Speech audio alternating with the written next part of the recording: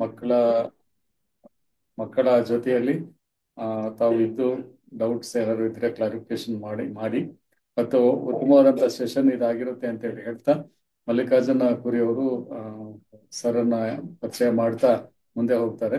Vasudev sir ಅವ್ರದ್ದು ನಾವು 2-3 ತರಗತಿಗಳನ್ನ ಕೇಳಿದೀವಿ. ಅತ್ಯಂತ ಉಪಯುಕ್ತವಾದಂತಹ ತರಗತಿಗಳಿದಾವೆ. ವಿದ್ಯಾರ್ಥಿಗಳು ಇದನ್ನ ಪ್ರಯೋಜನ ಮಾಡ್ಕೊಳ್ಬೇಕು ಅಂತ ಹೇಳಿ ಹೇಳ್ತಾ ಕೊನೆಯ ಹಂತದ ಪೂರ್ವ ಸಿದ್ಧತೆಯಲ್ಲಿ ಇದು ಅನುಕೂಲ ಆಗಲಿ ಅನ್ನೋ ಒಂದು ಆಶಯದೊಂದಿಗೆ ಕಾರ್ಯಕ್ರಮ ಸ್ಟಾರ್ಟ್ ಮಾಡ್ತಾ ಇದ್ದೀವಿ. ಯಾರ್ಯಾರು DCOs ಇದ್ದೀರಿ ದಯಮಾಡಿ ಅವರು ನಿಮ್ಮ ಬೇರೆ ಪ್ರಾಂಶುಪಾಲರಿಗೆ ಅದನ್ನ ಮಾತನಾಡಿ DCO ತಮ್ಮ ಗ್ರೂಪ್ ನಲ್ಲಿ ಜಾಯಿನ್ ಆಗ್ಲಿಕ್ಕೆ ಹೇಳಿ. ಸೊ ಮಲ್ಲಿಕಾರ್ಜುನ್ ಅವರೇ ಸ್ಟಾರ್ಟ್ ಮಾಡ್ಬೋದು. ಮತ್ತೆ ವಸುದೇವ್ ಸರ್ ನಂತರ ಸ್ಟಾರ್ಟ್ ಮಾಡ್ತೀವಿ. Thank you. Thank you sir.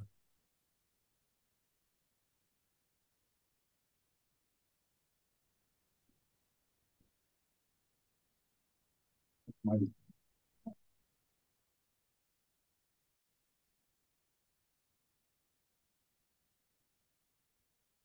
Sir hello sir, ಕೇಳ್ತಾ ಇದೆಯಲ್ಲ? ಎಸ್ ಸರ್, ಕೇಳ್ತಾ ಇದೆ. ಹಾ ಸರ್, ಸ್ಟಾರ್ಟ್ ಮಾಡಿಬಿಡಿ. ಹಲೋ. ಓಕೆ, ಹಾ ಪ್ರಾರಂಭ ಮಾಡ್ಬೋದಲ್ಲ ಸರ್? ಹಾ ಸರ್, ಮಾಡಿ. Okay sir, okay. Okay. So ಎಲ್ರಿಗೂ ನಮಸ್ಕಾರ.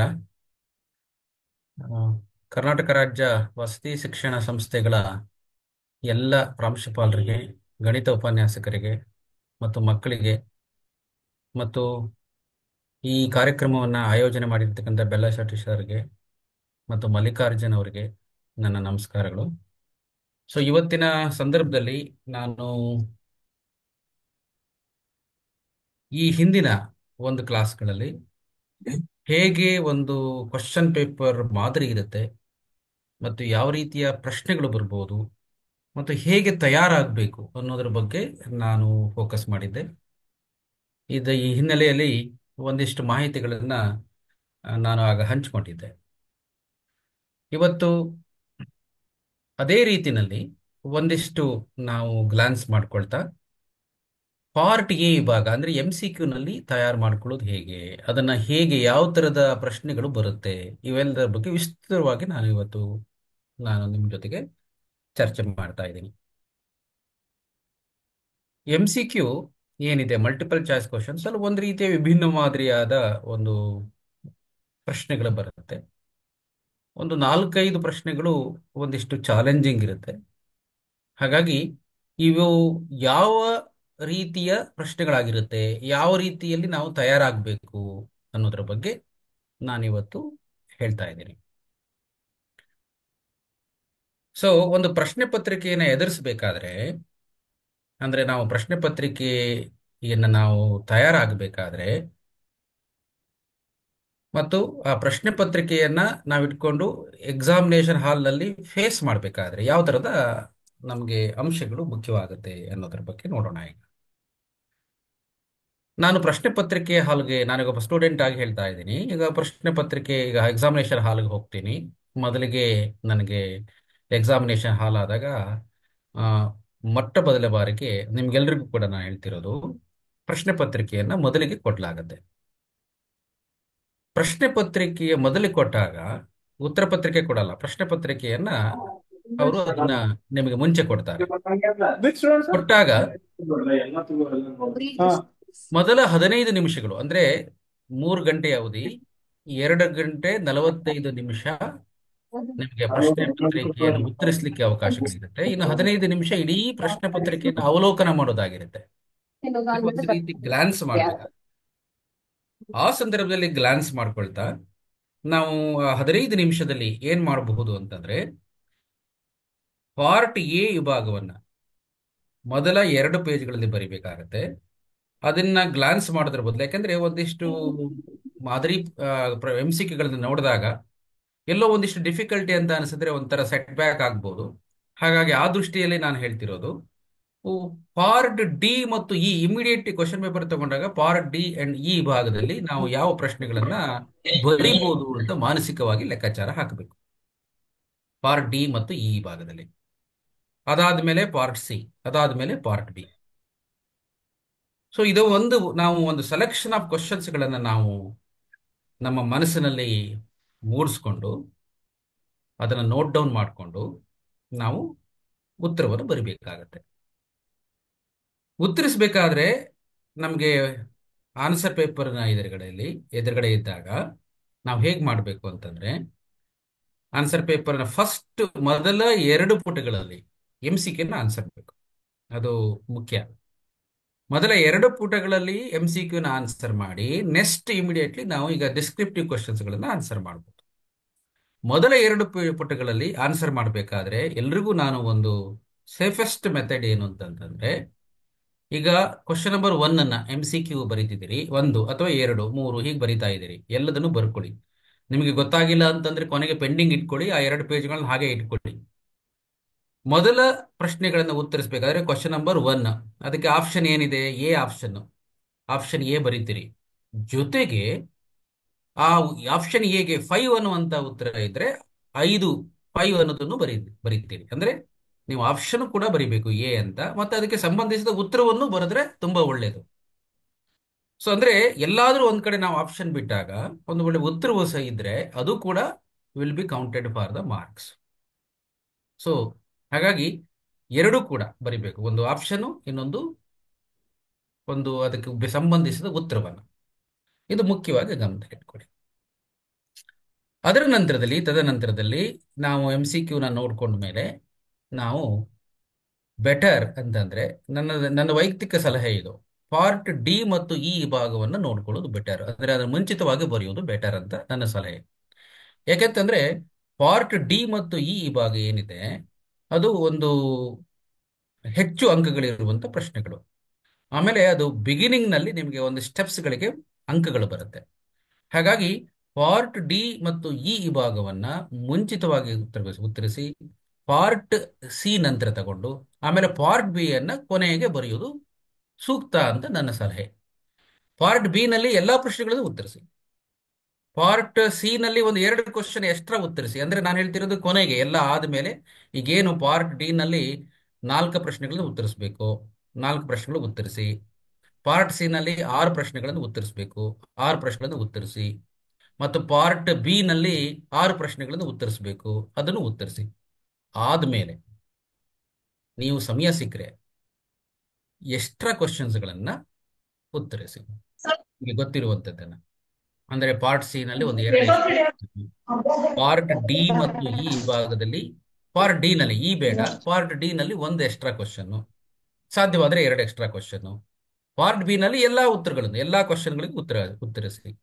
ಪಾರ್ಟ್ ಎನ ಏನಾದರೂ ಪೆಂಡಿಂಗ್ ಇಟ್ಕೊಂಡ್ರೆ ಆಮೇಲೆ ಅದನ್ನ ಗ್ಲಾನ್ಸ್ ಮಾಡಿ ಮತ್ತು ಉತ್ತರಿಸಲಿಕ್ಕೆ ಪ್ರಯತ್ನ ಮಾಡಿ. ಇದು ನಾನು ಹೇಳ್ತಿರುವಂತ ಒಂದು ಸಲಹೆ. ಹೀಗೆ ಮಾಡೋದ್ರಿಂದ ಏನಾಗುತ್ತೆ, ನಾವು ಬಿಗಿನಿಂಗ್ ಟೈಮ್ನಲ್ಲಿ 5 ಅಂಕದ ಪ್ರಶ್ನೆಗಳನ್ನು ಉತ್ತರಿಸ್ಕೊಂಡ್ರೆ ಅದು ನಮಗೆ ಕೊನೆ ಹಂತ ಬಂದಾಗ ಗಡಿಬಿಡಿ ಇರೋಲ್ಲ ಮತ್ತು ಪೇಷನ್ಸ್ ಇರುತ್ತೆ ಮತ್ತು ಹೆಚ್ಚಿನ ಅಂಕಗಳು ನಾವು ಗಮನ ಕೊಡಬಹುದು ಅನ್ನೋದು ನನ್ನ ಸಲಹೆ. ಹಾಗಾಗಿ ಇವತ್ತು ಆ ಸಂದರ್ಭಗಳಲ್ಲಿ ಹೇಳ್ಬೇಕಂತಂದ್ರೆ, ಈಗ ನೋಡಿ, ನಾನೀಗ ಈಗ ಶೇರ್ ಮಾಡ್ತಾ ಇದ್ದೀನಿ ಇಲ್ಲಿ.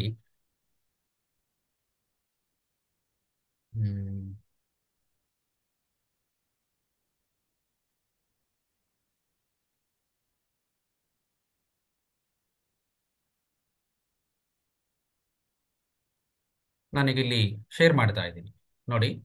ಪಾರ್ಟ್ ಡಿ ವಿಭಾಗದಲ್ಲಿ ಎಲ್ಲದೂ ಕಾಣಿಸ್ತಾ ಇದೆ ಅಂತ ಅನ್ಕೊಳ್ತೀನಿ.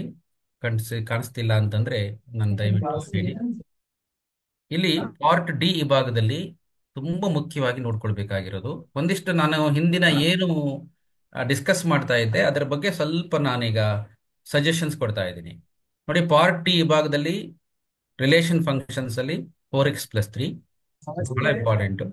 3 - 4x ಮತ್ತೆ 3 - 4x is 1 1 and on 2. ಆಮೇಲೆ 4x+3 ಅಂತ ಇರೋ ಬದಲು 10x+7 ಇವಿಷ್ಟು ಒಂದಿಷ್ಟು ಕಾನ್ಸಂಟ್ರೇಟ್ ಮಾಡಿ, ತುಂಬಾ ಮುಖ್ಯ ಇದು ಪಾರ್ಟ್ ಡಿ. ಅದರ ಜೊತೆಗೆ ಬೇರೆ ಬೇರೆ ಕ್ವಶನ್ಸ್ಗಳಿದೆ, x² + 4, x² + 1. ಇವು ಬಹಳ ಮುಖ್ಯವಾಗಿ ಪ್ರಾಮುಖ್ಯವಾದ ಪ್ರಶ್ನೆಗಳು ಇವು 3: 4x+3, 3 - 4x ಅಥವಾ 10x+7. ಇದು ಪಾರ್ಟ್ ಡಿ ವಿಭಾಗದಲ್ಲಿ. ಪಾರ್ಟ್ ಡಿ ವಿಭಾಗದಲ್ಲಿ ಮ್ಯಾಟ್ರಿಸಿಸ್ ನಲ್ಲಿ ನಾನೀಗ ಪ್ರಿಯಾರಿಟಿ ವೈಸ್ ಕ್ವಶನ್ ಹೇಳ್ತಾ ಇದ್ದೀನಿ ನೋಡಿ. ಮ್ಯಾಟ್ರಿಸಿಸ್ ನಲ್ಲಿ ನೋಡಿ, ಇದು ಇದು A C B C A+B into C distributive ಲಾನ ಪ್ರೂವ್ ಮಾಡ್ಬೋದು.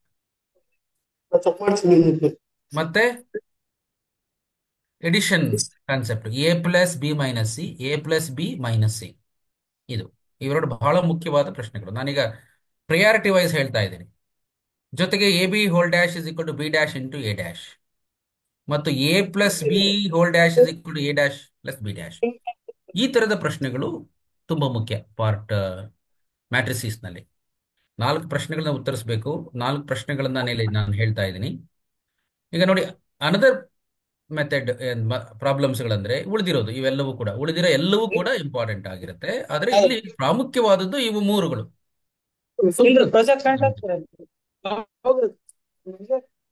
ಡಿಟರ್ಮಿನೆಂಟ್ ಓಕೆ ಬರಿಬಹುದು. Solve by matrix method, cofactor matrix ಸರಿಯಾಗಿ ಬರೀಬೇಕು.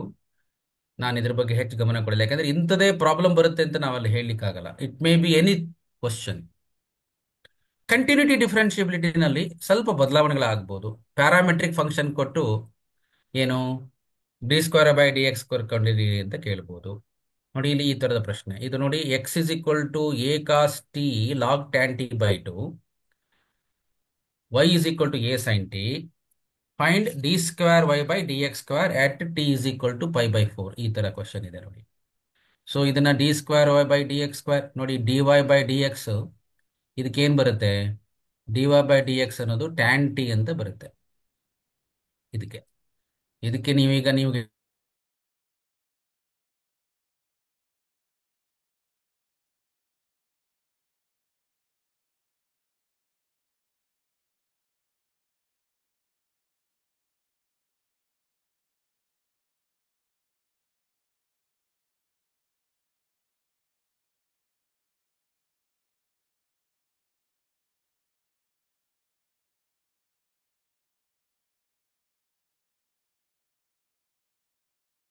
ಸೊ ಸೀಕ್ವೆನ್ಸ್ ಈ dx/dt ಎಲ್ಲಿ ಸಿಗುತ್ತೆ ನಮಗೆ?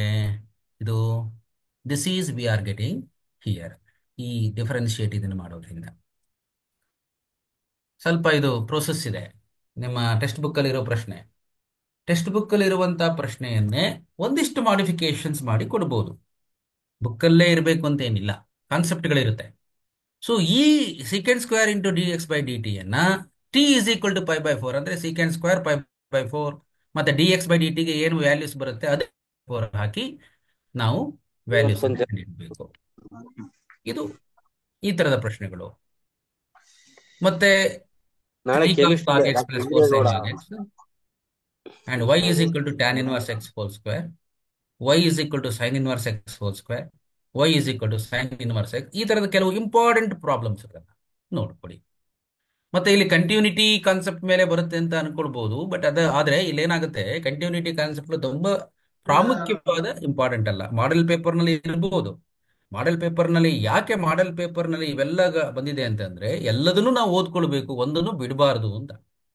ಆದ್ರೆ ಒಂದು ಆನ್ಯುವಲ್ ಎಕ್ಸಾಮಿನೇಷನ್ ಪ್ರಶ್ನೆಗಳು ಈ ಪಾರ್ಟ್ ಡಿ ಮತ್ತು ಇ ಅನ್ನೋದು ಏನಿದೆ ಅದೊಂಥರ ಪಾಸಿಂಗ್ ಪ್ಯಾಕೇಜ್, ಅಂದ್ರೆ ಎಲ್ಲರೂ ಪಾಸ್ ಆಗ್ಬೇಕು ಅನ್ನೋ ದೃಷ್ಟಿಯಲ್ಲಿ ಇಟ್ಕೊಂಡಾಗ ಅದನ್ನ ತಯಾರು ಮಾಡೋದ್ರಿಂದ ಇದರಲ್ಲಿ ಸಾಮಾನ್ಯವಾಗಿ ಒಂದು ಸ್ಟ್ಯಾಂಡರ್ಡ್ ಕ್ವಶನ್ಸ್ ಗಳನ್ನ ಅಂದ್ರೆ ಫೆಮಿಲಿಯರ್ ಕ್ವಶನ್ಸ್ ಗಳನ್ನ ನಾವು ಎಕ್ಸ್ಪೆಕ್ಟ್ ಮಾಡ್ಬೋದು. ಅದನ್ನ ನಾವು ಗಮನದಲ್ಲಿ ಇಟ್ಕೋಬೇಕು. ಹಾಗಾಗಿ ಫಸ್ಟ್ ನಾವು ಫೌಂಡೇಶನ್ ಗಟ್ಟಿ ಮಾಡ್ಕೋಬೇಕು. ಫೌಂಡೇಶನ್ ಅಂತಂದ್ರೆ 30 ಮಾರ್ಕ್ ಬರಬೇಕು ನಮಗೀಗ. ಅದು ಈ ಪಾರ್ಟ್ ಡಿ ಮತ್ತು ಈ ಭಾಗದಲ್ಲಿ ಸಿಗುತ್ತೆ. ಸೊ ಈಗ ನಮಗೆ 3 ಪ್ರಶ್ನೆ ಆಯಿತು ಕಂಟಿನ್ಯೂಟಿ ಡಿಫರೆನ್ಷಿಯಬಿಲಿಟಿನಲ್ಲಿ ನಾವು ನೋಡ್ತಿದ್ವಿ. ಅದಾದ ನಂತರ ಸೆಲೆಕ್ಷನ್ ನೋಡಿ, ನಾನು ಈಗ ಇಂಟೆಗ್ರಲ್ಸ್ ಮಾಡ್ಬೋದು, ಕೊನೆಗೆ ಹೋಗೋದು ಈಗ ಇದು ಯಾವುದು ಅಪ್ಲಿಕೇಶನ್ ಆಫ್ ಇಂಟೆಗ್ರಲ್ಸ್. 4ನೇ ಪ್ರಶ್ನೆ ಅದು. ಅಪ್ಲಿಕೇಶನ್ ಆಫ್ ಇಂಟೆಗ್ರಲ್ಸ್ ಅಲ್ಲಿ ಬಹಳ ಮುಖ್ಯವಾದದ್ದು ಇದು. Find the area of the ellipse x² + y² + b² integration method. ಅದಾದ್ಮೇಲೆ area of the ellipse x² / 16 + y² / 9 integration method. ಇದು ಮುಖ್ಯ. ಒಂದ್ಸಾರಿ ನಾವು ಪೂರ್ವ ತಯಾರಿ ಮಾಡ್ಕೋಬೇಕಾದ್ರೆ, ಒಂದು ಪ್ರಶ್ನೆಗೆ ಎಕ್ಸಾಮಿನೇಷನ್ಗೆ ಪೂರ್ವ ತಯಾರಿ ಮಾಡ್ಕೋಬೇಕಾದ್ರೆ ನಾವು ಈಗ ಒಂದು ಸೆಲೆಕ್ಟಿವ್ ಆಗಿ, ಯಾಕಂದ್ರೆ ಎಲ್ಲ ಓದ್ಲಿಕ್ಕೆ ಸಮಯ ಇಲ್ಲ ಈಗ, ಒಂದು ಸೆಲೆಕ್ಟಿವ್ ಆಗಿ ಪ್ರಶ್ನೆಗಳನ್ನ ಅಧ್ಯಯನ ಮಾಡಿ ಅದಕ್ಕೆ ಉತ್ತರಿಸೋ ಪ್ರಯತ್ನವನ್ನು ಮಾಡಬೇಕು. ಅದಾದ ಮೇಲೆ ನೆಕ್ಸ್ಟ್ ನೋಡಿ, area of the circle by integration method. ಇಷ್ಟು ಇಂಪಾರ್ಟೆಂಟ್. ಅಲ್ಲಿಗೆ 4 ಪ್ರಶ್ನೆಗಳು ಈಗ ನಮಗೆ ಕಣ್ಣು ಮುಂದಿದೆ, ತಯಾರು ಮಾಡ್ಕೊಳ್ಬಹುದು. ಅದರಲ್ಲೂ ಈ ಅಪ್ಲಿಕೇಶನ್ ಆಫ್ ಇಂಟಿಗ್ರಲ್ಸ್ ತುಂಬಾ ಈಸಿ. ಸೊ ಇದನ್ನ ಇಂಟಿಗ್ರೇಷನ್ ಐಡಿಯಾ ಇಲ್ದೇನೆ, ಡಿಫರೆನ್ಸಿಯೇಷನ್ ಐಡಿಯಾ ಇಲ್ದೇನೆ ನಾವು ಪ್ರಯತ್ನಿಸಬಹುದು. ಸರ್ ಒಂದಿಷ್ಟು ಯಾವಾಗ ತಯಾರು ಮಾಡ್ಕೊಂಡ್ರೆ. ಅಂದ್ರೆ ಚೆನ್ನಾಗಿ ಕೊಡೋದಲ್ಲ ಇಲ್ಲಿಗೆ ಎಷ್ಟಕ್ಕೆ ಅವಾಗ ದಯವಿಟ್ಟು ಮ್ಯೂಟ್ ಮಾಡ್ಕೊಳ್ಳಿ ಎಲ್ರು. ಸೊ ಇದು ಈಗ ಏನಾಗುತ್ತೆ, ಈ ಈ ಪ್ರಶ್ನೆಯನ್ನು ಉತ್ತರಿಸಬೇಕಾದ್ರೆ ಈಗ ನೋಡಿ, ಈಗ ಇಂಟಗ್ರೇಷನ್ ಬೈ ಎಲಿಪ್ಸ್ ಅಂತ ಇದೆ ಅಂತ ಇಟ್ಕೊಳ್ಳೋಣ. ಈಗ ನೋಡಿ, ಈಗ ಎಲಿಪ್ಸ್ ಅಂತ ಇದೆ ಅಂತಂದ್ರೆ ಈಗ ಎಲಿಪ್ಸ್ ಅನ್ನ ಇಂಟಗ್ರೇಟ್ ಮಾಡಬೇಕು ಅಂಡರ್ ಇಂಟಗ್ರೇಷನ್ ಮೆಥಡ್. ಸೊ ಈ ಏರಿಯಾನ ಫಸ್ಟ್ ನಾವು ತಗೋಬೇಕು, ಫಸ್ಟ್ ಕ್ವಾಡ್ರಂಟ್ ಅಲ್ಲಿರೋ ಏರಿಯಾನ. So area of the ellipse is ಹೇಗೆ ತಗೋಬೇಕು? ಫಿಗರ್ ಮುಖ್ಯ ಇಲ್ಲಿ, ತುಂಬಾ ಇಂಪಾರ್ಟೆಂಟು. ಫಿಗರ್ ಅನ್ನ ಬರೀಲಿಲ್ಲ ಅಂದ್ರೆ ಮಾರ್ಕ್ಸ್ ಕಳ್ಕೊಳ್ತೀರಿ. ಎಲ್ಲೆಲ್ಲಿ ಫಿಗರ್ ಅಗತ್ಯ ಇದೆಯೋ ಅಲ್ಲಲ್ಲಿ ಫಿಗರ್ ಬರಿಬೇಕು. So area of the ellipse by integration method 4 times of, ಯಾಕಂದ್ರೆ 4 ಭಾಗಗಳಿದೆ, 4 times of B by A root of A square minus X square. Okay, integral from 0 to A. ಇದು ಸೊ ಇದನ್ನ integrate ಮಾಡಿದ್ರೆ ನಿಮಗೆ ಪೈ ಎ ಬಿ ಬರುತ್ತೆ. ಹೇಗೆ ಅನ್ನೋದು ನಿಮಗೆ ಗೊತ್ತಿದೆ. A square minus X square ಅನ್ನೋದು ಸ್ಟ್ಯಾಂಡರ್ಡ್ ಇಂಟಗ್ರಲ್. ಸೊ ಇದೇ ರೀತಿಯಲ್ಲಿ X square by 16 plus Y square by 9 equals 1 ಇದನ್ನು ಸಪರೇಟ್ ಆಗಿ ತಗೊಳ್ಬೇಕು. ಒಂದು ವೇಳೆ ನೀವು ಈ ಈ ಕ್ವಶನ್ಗೆ ಅಂದ್ರೆ ಏರಿಯಾ ಆಫ್ ದ ಎಲಿಪ್ಸ್ ನ ನೀವು ತಯಾರಾಗಿದ್ರೆ ಇದಕ್ಕೆ ತಯಾರು ಮಾಡಬಹುದು. ಹೇಗೆ? ಇಲ್ಲಿ ಎ ಅಂತ ಇದೆಯಪ್ಪ, ಇಲ್ಲಿ ಎ ಅಂತ ಇರೋದು, ಇಲ್ಲಿ ಬಿ ಬೈ ಎ ಅಂತ ಇದೆ. ಅದನ್ನ ಬಿ, ಇದೇ ಪ್ರಶ್ನೆಗೆ ಬಿ ಮತ್ತು ಎನ ಚೇಂಜ್ ಮಾಡಿ, ಆಗ ಇಲ್ಲಿ ಏನಾಗುತ್ತೆ ನೋಡಿ, A square is equal to 16, so A is equal to 4 ಆಗುತ್ತೆ. So A is equal to 4 ಇಲ್ಲಿ ಹಾಕಿ ಚೇಂಜ್ ಮಾಡ್ಕೊಳ್ಳಿ ಕೊನೆಗೆ ಬೇಕಾದ್ರೆ. ಸೊ ಈಗ B square is equal to 9 ಆಯ್ತು. So B is equal to 3 ಇದೆ. So B is equal to 3 ಇಲ್ಲಿ ಚೇಂಜ್ ಮಾಡ್ಕೊಳ್ಳಿ. ಇಲ್ಲಿ ಬಿ ಬೈ ಎ ಅಂತ ಇರೋ ಬದಲು 3/4 ಅಂತ ಬರೀರಿ. ಆಮೇಲೆ ಇಂಟಗ್ರೇಟ್ ಮಾಡಿ. ಸೊ ಪೈ ಎ ಬಿ ಅಂತ ಬರುತ್ತೆ. ಪೈ ಎ ಬಿ ಇದಕ್ಕೆ ಸ್ಟ್ಯಾಂಡರ್ಡ್ ಆನ್ಸರ್. ಹಾಗಾದ್ರೆ ಏನ್ ಬರ್ಬೇಕು ಇದಕ್ಕೆ? ಸೊ ಪೈ, ಈಗ ನೋಡಿ 4 3 ಅಂದ್ರೆ 12 ಪೈ ಬರಬೇಕು. ಈಗ ಯಾವುದಕ್ಕೆ? ಈ ಪ್ರಾಬ್ಲಮ್, ಈ ಪ್ರಾಬ್ಲಮ್. ಸೊ ಕ್ವೈಟ್ ಈಸಿ, ತಯಾರು ಮಾಡ್ಕೊಳ್ಳಿ. 4 ಪ್ರಶ್ನೆಗಳನ್ನ ಬಹಳ ಚೆನ್ನಾಗಿ ಉತ್ತರಿಸಬಹುದು. 20 ಮಾರ್ಕ್ಸ್ ನಮ್ಮ ಮುಂದಿದೆ. ಅಷ್ಟು ಅಕ್ಯುರೇಟ್ ಆಗಿರ್ಬೇಕು. ನಾನಿಲ್ಲ ಇಲ್ಲಿ ಡಿಟರ್ಮಿನೆಂಟ್ ಅನ್ನು ಹೇಳ್ತಿಲ್ಲ. ಡಿಟರ್ಮಿನೆಂಟ್ ನೀವು ಬೇಕಾದ್ರೆ ಸಮಯ ಇದ್ದಾಗ ಬೇಕಾದ್ರೆ ಎಕ್ಸ್ಟ್ರಾ ಕ್ವಶನ್ ಆಗಿ ಇಟ್ಕೊಳ್ಳಿ. ಅದನ್ನ ಸೆಲೆಕ್ಷನ್ ಇದೆ ನಮಗೆ. ಆಮೇಲೆ continuity, differentiability, second order derivative ಸಾಮಾನ್ಯವಾಗಿ ಬರುತ್ತೆ. ಅದರಲ್ಲಿ ನೀವು ಒಂದು ಫ್ಯಾಮಿಲಿಯರ್ ಕ್ವಶನ್ಸ್ಗಳನ್ನ ಆಯ್ಕೆ ಮಾಡ್ಕೊಳ್ಳಿ. ಒಂದು ಎಕ್ಸ್ಟ್ರಾ ಕ್ವಶನ್ ಆಗಿ ಬೇಕಾದ್ರೆ ಡಿಟರ್ಮಿನೆಂಟ್ಸ್ ಮಾಡಬಹುದು. ಅಥವಾ ನೀವು ಡಿಟರ್ಮಿನೆಂಟ್ ಕಂಫರ್ಟಬಲ್ ಇದ್ದೀರಿ ಅಂತಂದ್ರೆ so that you can do, ತಯಾರು ಮಾಡ್ಕೊಳ್ಬಹುದು. ಅಥವಾ ಈಗ ನೋಡಿ ಇಂಟಗ್ರಲ್ಸ್, ಈಗ ನೋಡಿ find the integral of 1 by root of A square minus X square. ಇಲ್ಲಿ ಇಂಟಗ್ರೇಷನ್ ಬೈ ಪಾರ್ಷಿಯಲ್ ಫ್ರಾಕ್ಷನ್ ಬರುತ್ತೆ ಅಂತ ಹೇಳಕ್ಕಾಗಲ್ಲ. ಈಗ ಸಾಮಾನ್ಯವಾಗಿ ಅಲ್ಲಿ ಎಲ್ಲ ಕಾನ್ಸೆಪ್ಟ್ ನಾವು ಡಿವೈಡ್ ಆಗೋದ್ರಿಂದ ನಾರ್ಮಲಿ ಈ ವರ್ಷಕ್ಕೆ ನಾವು ಈ ಪ್ರಶ್ನೆಗಳನ್ನ ಎಕ್ಸ್ಪೆಕ್ಟ್ ಮಾಡಬಹುದು. Don't be panic, the question paper will be difficult. Definitely it will be easy, especially in part D ಮತ್ತು ಈ ಭಾಗ ತುಂಬಾ ಸುಲಭವಾಗಿ ಇರುತ್ತೆ, ಯಾಕೆಂದ್ರೆ ಅದು ಪಾಸಿಂಗ್ ಪ್ಯಾಕೇಜ್. ಸೊ ಇಲ್ಲಿ integral of 1 by root of 7 minus X square. ಈಗ ನೋಡಿ ಪುಸ್ತಕದಲ್ಲಿ ಈ ಪ್ರಶ್ನೆ ಇಲ್ಲ, ಆದ್ರೆ ಇದು related problem based on this. ಅಂದ್ರೆ ಈ ತರ ಕೊಡ್ತಾರೆ ಅಂತ ಅನ್ಕೊಳ್ಳೋದು ಬೇಡ. ಈಗ ನೋಡಿ 1 by root of X square plus 6x minus 7 ಹೀಗೇನ್ ಕೊಡದೇ ಇರ್ಬೋದು. ದೇ ಮೇ ಆಸ್ಕ್ ಡೈರೆಕ್ಟ್ಲಿ ಇದನ್ನ ತಯಾರು ಮಾಡ್ಕೊಳ್ಳಿ ಅಂತ. ಈ ತರದ್ದು ಅಂದ್ರೆ ಈ integral of 1 by root of A square minus X square ನ ಹೇಗೆ ಅಪ್ಲೈ ಮಾಡಬೇಕು ಅನ್ನೋದು ಗೊತ್ತಿರಬೇಕು. ಈಗ ನೋಡಿ ಇದು, ಈಗ ಈ ಪ್ರಶ್ನೆ, ಈಗ ನೋಡಿ, ಈಗ ನಾನು ಹಿಂದಿನ ಇದರಲ್ಲಿ ಎಲ್ಲ ಡಿಸ್ಕಸ್ ಮಾಡಿದ್ದೆ, ಬಟ್ ಆದ್ರೆ ಇಲ್ಲಿ ಸ್ವಲ್ಪ ವಿಸ್ತೃತವಾಗಿ ಚರ್ಚೆ ಮಾಡ್ತಾ ಇದ್ದೀನಿ. ಈಗ ನೋಡಿ 1 by A square plus X square, 1 by integral of 1 by A square plus X square ಏನಾಗುತ್ತೆ? X square that is 1 by A into tan inverse of X by A ಇದೆ ಅಂತ ಇಟ್ಕೊಳ್ಳೋಣ. ಬಟ್ ಈಗ ನೋಡಿ ಇದಕ್ಕೆ ರಿಲೇಟೆಡ್ ಪ್ರಾಬ್ಲಮ್ ಇದು. But ಹೀಗೆ ಕೇಳ್ತಾರೆ ಅಂತ ನಾವು ಅನ್ಕೊಳ್ಳೋದಲ್ಲ. ಇಟ್ ಮೇ ಚೇಂಜ್, ಬುಕ್ಕಲ್ಲಿ ಇಲ್ಲದೆ ಇರ್ಬೋದು. ಸೊ ದೇ ಮೇ ಆಸ್ಕ್, ಹೇಗೆ ಕೇಳ್ಬೋದು? Integral of 1 bye okay A square ಅಂದ್ರೆ 9 ಪ್ಲಸ್ 3x ಸ್ಕ್ವೇರ್ ಅಂತ ಕೇಳ್ಬೋದು.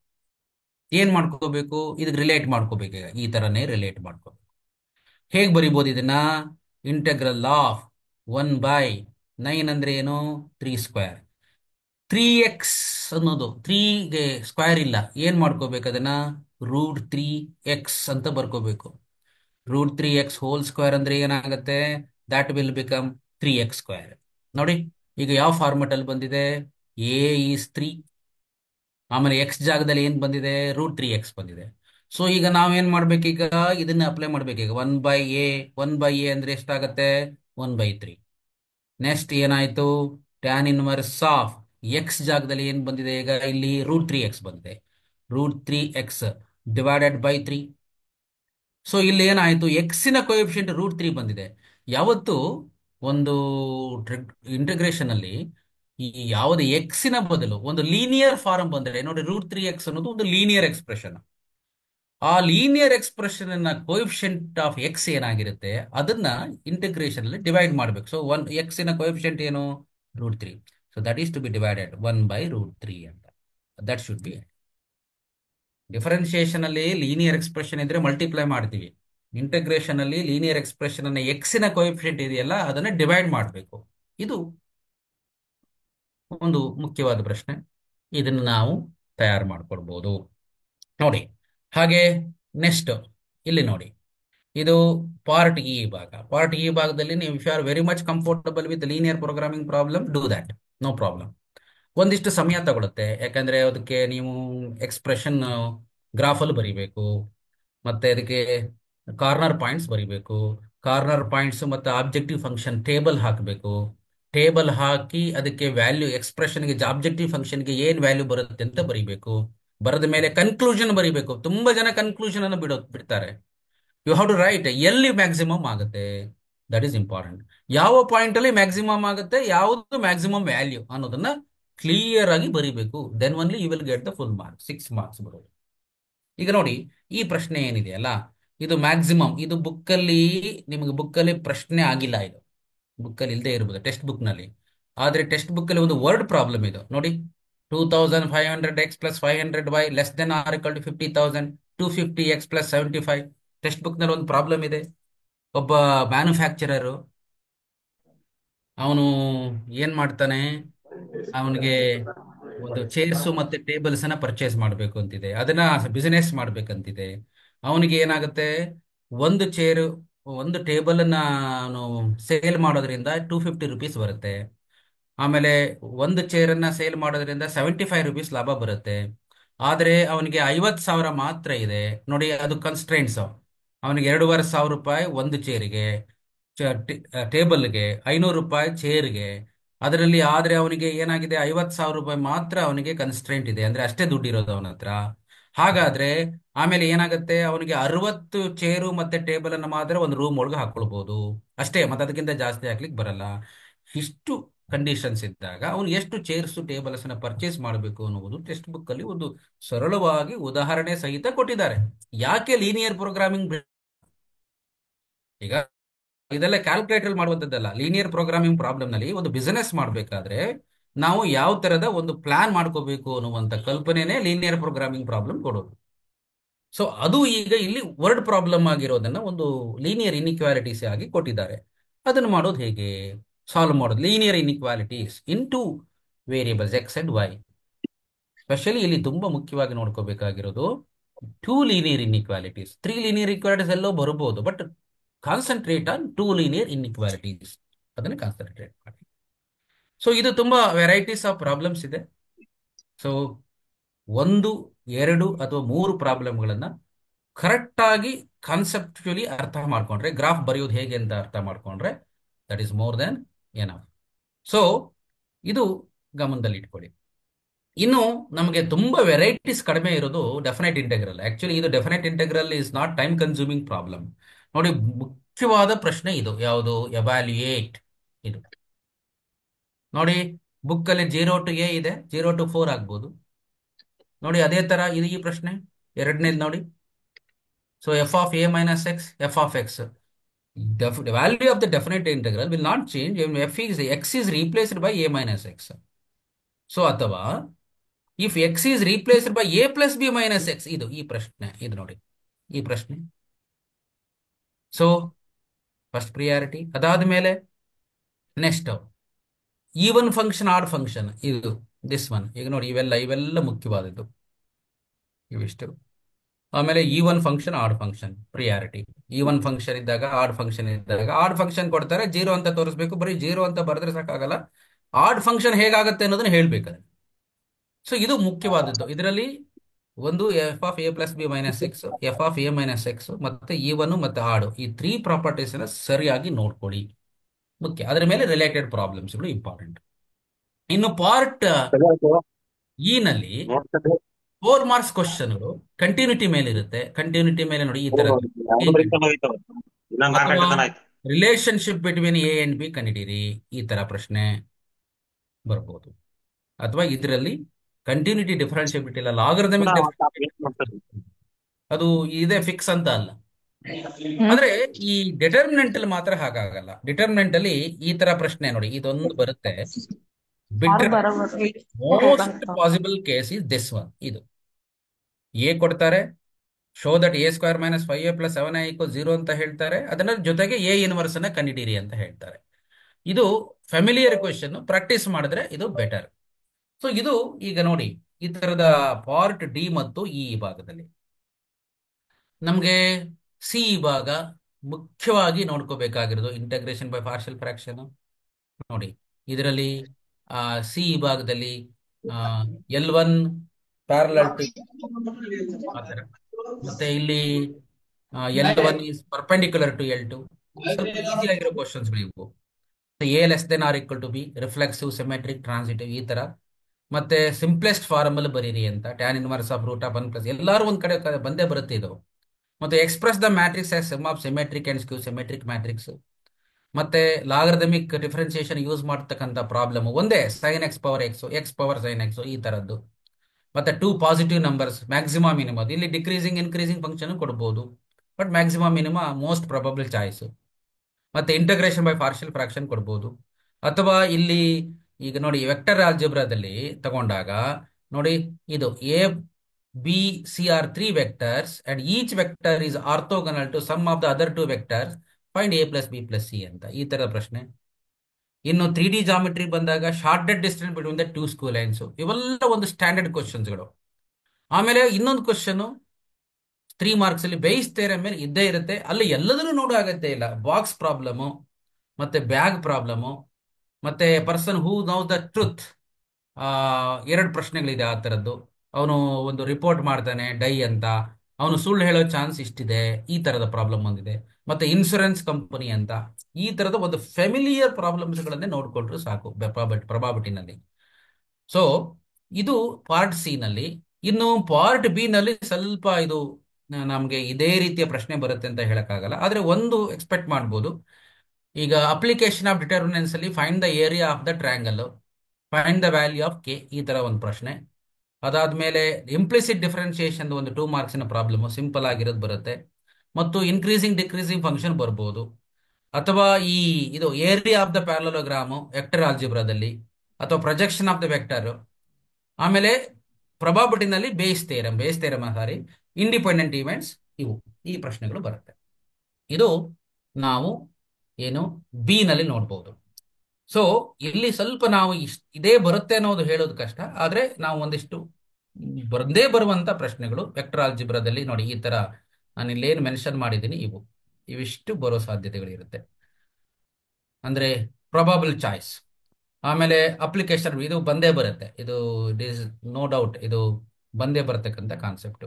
ಇನ್ನು ಇನ್ವರ್ಸ್ ಟ್ರಿಗ್ನೋಮೆಟ್ರಿ ಫಂಕ್ಷನ್ ಅಲ್ಲಿ ಫೈಂಡ್ ದ ವ್ಯಾಲ್ಯೂ ಆ ತರ, ಅಥವಾ ಈ ತರ ಇದನ್ನ ಪ್ರೂವ್ ಮಾಡಿ ಅಂತ ಕೇಳ್ತಾರೆ, ಈ ತರ ಸಿಂಪಲ್ ಆಗಿರೋದನ್ನ. So please go through that is definitely you will get the idea. ಅಂದ್ರೆ ನಾವು ಇದಕ್ಕೆ ಸ್ವಲ್ಪ ಏನು ತಯಾರು ಮಾಡಿಕೊಂಡ್ರೆ, ಒಂದು ಸೆಲೆಕ್ಟಿವ್ ಆಗಿ ತಯಾರು ಮಾಡಿಕೊಂಡ್ರೆ ನಮಗೆ ಸೊ ಈ ಏನಿದೆ ಉತ್ತರಿಸುವಂತ ಒಂದು ಎಬಿಲಿಟಿ ನಮಗೆ ಬರುತ್ತೆ, ಒಂದು ಕಾನ್ಫಿಡೆನ್ಸ್ ಬರುತ್ತೆ. ಸೊ ಅದಕ್ಕಾಗಿ ನಾನು ಈಗ ಹೇಳ್ತಿರೋದು ಆ ರೀತಿಯಲ್ಲಿ ನಾವು ತಯಾರು ಮಾಡ್ಕೊಳ್ಳೋಣ, ಮತ್ತೆ ಆ ಪ್ರಶ್ನೆಗಳನ್ನ ನೋಡ್ಕೊಳ್ಳೋಣ. ಸೊ ಈಗ ನಮಗೆ ಮುಖ್ಯವಾದ ಪಾರ್ಟ್ ನೋಡಿ, ಇವತ್ತು ಒಂದು ಒಂದು ಒಂದು ಪ್ರೆಸ್ಟೀಜಿಯಸ್ ಥಿಂಗ್ ಅಂತಂದ್ರೆ ನಾವು ಗಣಿತದಲ್ಲಿ ಮ್ಯಾಥಮೆಟಿಕ್ಸ್ ನಲ್ಲಿ 100ಕ್ಕೆ 100 ತೆಗೆಯೋದು. ಅಫ್ಕೋರ್ಸ್ ಇಟ್ ಈಸ್ ನಾಟ್ ಒಂದು ಒಂದು ಹೇಗಿರುತ್ತೆ ಅಂದ್ರೆ ಒಬ್ಬ ಕಾಮನ್ ಲೇ ಮ್ಯಾನ್ ಹೇಗೆ ಅನ್ಕೊಳ್ತಾನೆ ಮ್ಯಾಥಮೆಟಿಕ್ಸ್ ನಲ್ಲಿ 100ಕ್ಕೆ 100 ತಕೊಂಡ್ರೆ his he raised his eyebrows. Suppose if you are getting 100 out of 100 in mathematics, definitely he will get, ಅವನು ಹುಬ್ಬು ಏರಿಸ್ತಾನೆ, oh you are getting 100 out of 100 ಅಂತ. ಸೊ ಈಗಿನ ಹೊಸ ಟೆಂಡೆನ್ಸಿ ಏನು ಅಂತಂದ್ರೆ, ಒಂದು ಈಗ ನಾವು ನೋಡಿ, ಈಗ ಒಂದು ಯಾವ್ದಾದ್ರೂ ನಾವೊಂದು ಆರ್ಟಿಫಿಷಿಯಲ್ ಇಂಟೆಲಿಜೆನ್ಸ್ ಮೆಷಿನ್ ಲರ್ನಿಂಗ್ ಅನ್ನುವಂತ ಕಂಪನೀಸ್ಗಳಲ್ಲಿ ಈಗ ನೋಡಿ ಕೆಲವು ಪ್ರೈವೇಟ್ ಕಂಪನೀಸ್ಗಳು ಇದೆ. ಈಗ ಹೊಸ ಬೂಮಿಂಗ್ ಏನು ಆರ್ಟಿಫಿಷಿಯಲ್ ಇಂಟೆಲಿಜೆನ್ಸ್ ಮತ್ತು ಮೆಷಿನ್ ಲರ್ನಿಂಗ್. ಸೊ ಅವ್ರು ಕೇಳ್ತಾರೆ what they require A strong foundation in mathematics ಅಂತ.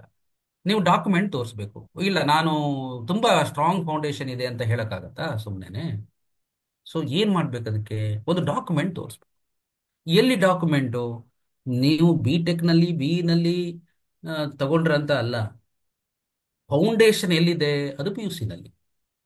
ವೇರ್ ಯು ಆರ್ ಗೆಟಿಂಗ್, ನೀವು ರೆಸ್ಯೂಮ್ ನಲ್ಲಿ ತೋರಿಸ್ಕೋಬೇಕು. If you are getting 100 out of 100 in mathematics, you can tell your resume ನಲ್ಲಿ ಹೇಳ್ಬೋದು, ನಾವು 100ಕ್ಕೆ 100 ಅಂಕಗಳನ್ನ second P U C mathematics ಅಲ್ಲಿ ತಗೊಂಡಿದೀವಿ ಅನ್ನೋದನ್ನ you can quote in your resume. So ಹಾಗಾಗಿ ಇವತ್ತು ತುಂಬಾ ಮುಖ್ಯವಾಗಿರುವಂತ ಕಾನ್ಸೆಪ್ಟ್ ಇದು. ಹಾಗಾಗಿ ಅಂತ ಸಂದರ್ಭದಲ್ಲಿ ಈಗ ನೋಡಿ, ಅದು ಒಂಥರ ನಮಗೆ ಒಂದು ಮಾನಸಿಕ ತೃಪ್ತಿ. ಈಗ 100ಕ್ಕೆ 100 ತಗೊಂಡಿದೀವಿ ಅಂತ ಅಂದ್ರೆ ಗಣಿತದಲ್ಲಿ ತಗೊಂಡಿದೀವಿ. ನಾವು ಪ್ರೆಸೆಂಟ್ ಸಿಚುಯೇಷನ್ ಅಲ್ಲಿ ಇವತ್ತು ನಾವು 100ಕ್ಕೆ 100 ತೆಗೆದುಕೊಳ್ಳೋದು ಖಂಡಿತ ಸಾಧ್ಯ ಇದೆ. ಒಂದು ಸ್ಟ್ಯಾಟಿಸ್ಟಿಕಲಿ ನಾವು ಸ್ಟ್ರಾಟಜಿಕ್ ಆಗಿ ನಾವು ಒಂದು ಅದನ್ನ ತಯಾರು ಮಾಡಿಕೊಂಡ್ರೆ.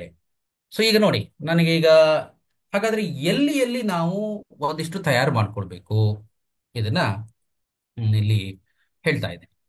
ಈಗ ನೋಡಿ, ಈಗ ಇಲ್ಲಿ ಏನಾಗಿದೆ, ಈಗ ಫಸ್ಟ್ ಪ್ರಶ್ನೆ ನಾವು ರಿಲೇಷನ್ ಫಂಕ್ಷನ್ಸ್ ಅಲ್ಲಿ ತಗೋಬೇಕು. ರಿಲೇಷನ್ ಫಂಕ್ಷನ್ಸ್ ಅಲ್ಲಿ ತಗೊಂಡಾಗ ನೋಡಿ ಇಲ್ಲಿ ಈ ಪ್ರಶ್ನೆ ಇದೆ, ಹೀಗಿದೆ. ರಿಲೇಷನ್ ಫಂಕ್ಷನ್ಸ್ ಅಲ್ಲಿ ತುಂಬಾ ಮುಖ್ಯವಾಗಿರೋದು ಯಾವುದು ಅಂತಂದ್ರೆ ಈಕ್ವಲೆನ್ಸ್ ಕ್ಲಾಸ್. ಈಕ್ವಲೆನ್ಸ್ ರಿಲೇಷನ್ ಅಲ್ಲ, ಈಕ್ವಲೆನ್ಸ್ ಕ್ಲಾಸ್. ನೋಡಿ ಈಕ್ವಲೆನ್ಸ್ ಕ್ಲಾಸು ಇಲ್ಲಿದೆ ಪ್ರಶ್ನೆ. ಸೊ ಈ ಈಕ್ವಲೆನ್ಸ್ ಕ್ಲಾಸ್ ಅಲ್ಲಿ ನೋಡಿ ಈ ಪ್ರಶ್ನೆ ಇದೆ, ಇದು ನಿಮ್ಮ ಮಾಡೆಲ್ ಪೇಪರ್ ನಲ್ಲಿ ಇದೆ ಇದು. ಸೊ ಮಾಡೆಲ್ ಪೇಪರ್ ನಲ್ಲಿ ನಾವು ನೋಡ್ಬೋದು ಇದರಲ್ಲಿ.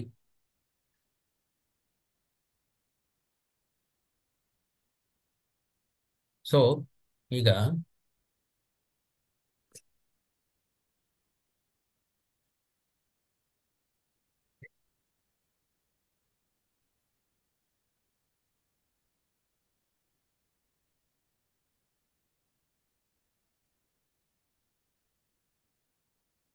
ಈಗ ಒಂದು ಪ್ರಶ್ನೆ ಹೀಗಿದೆ, let the relation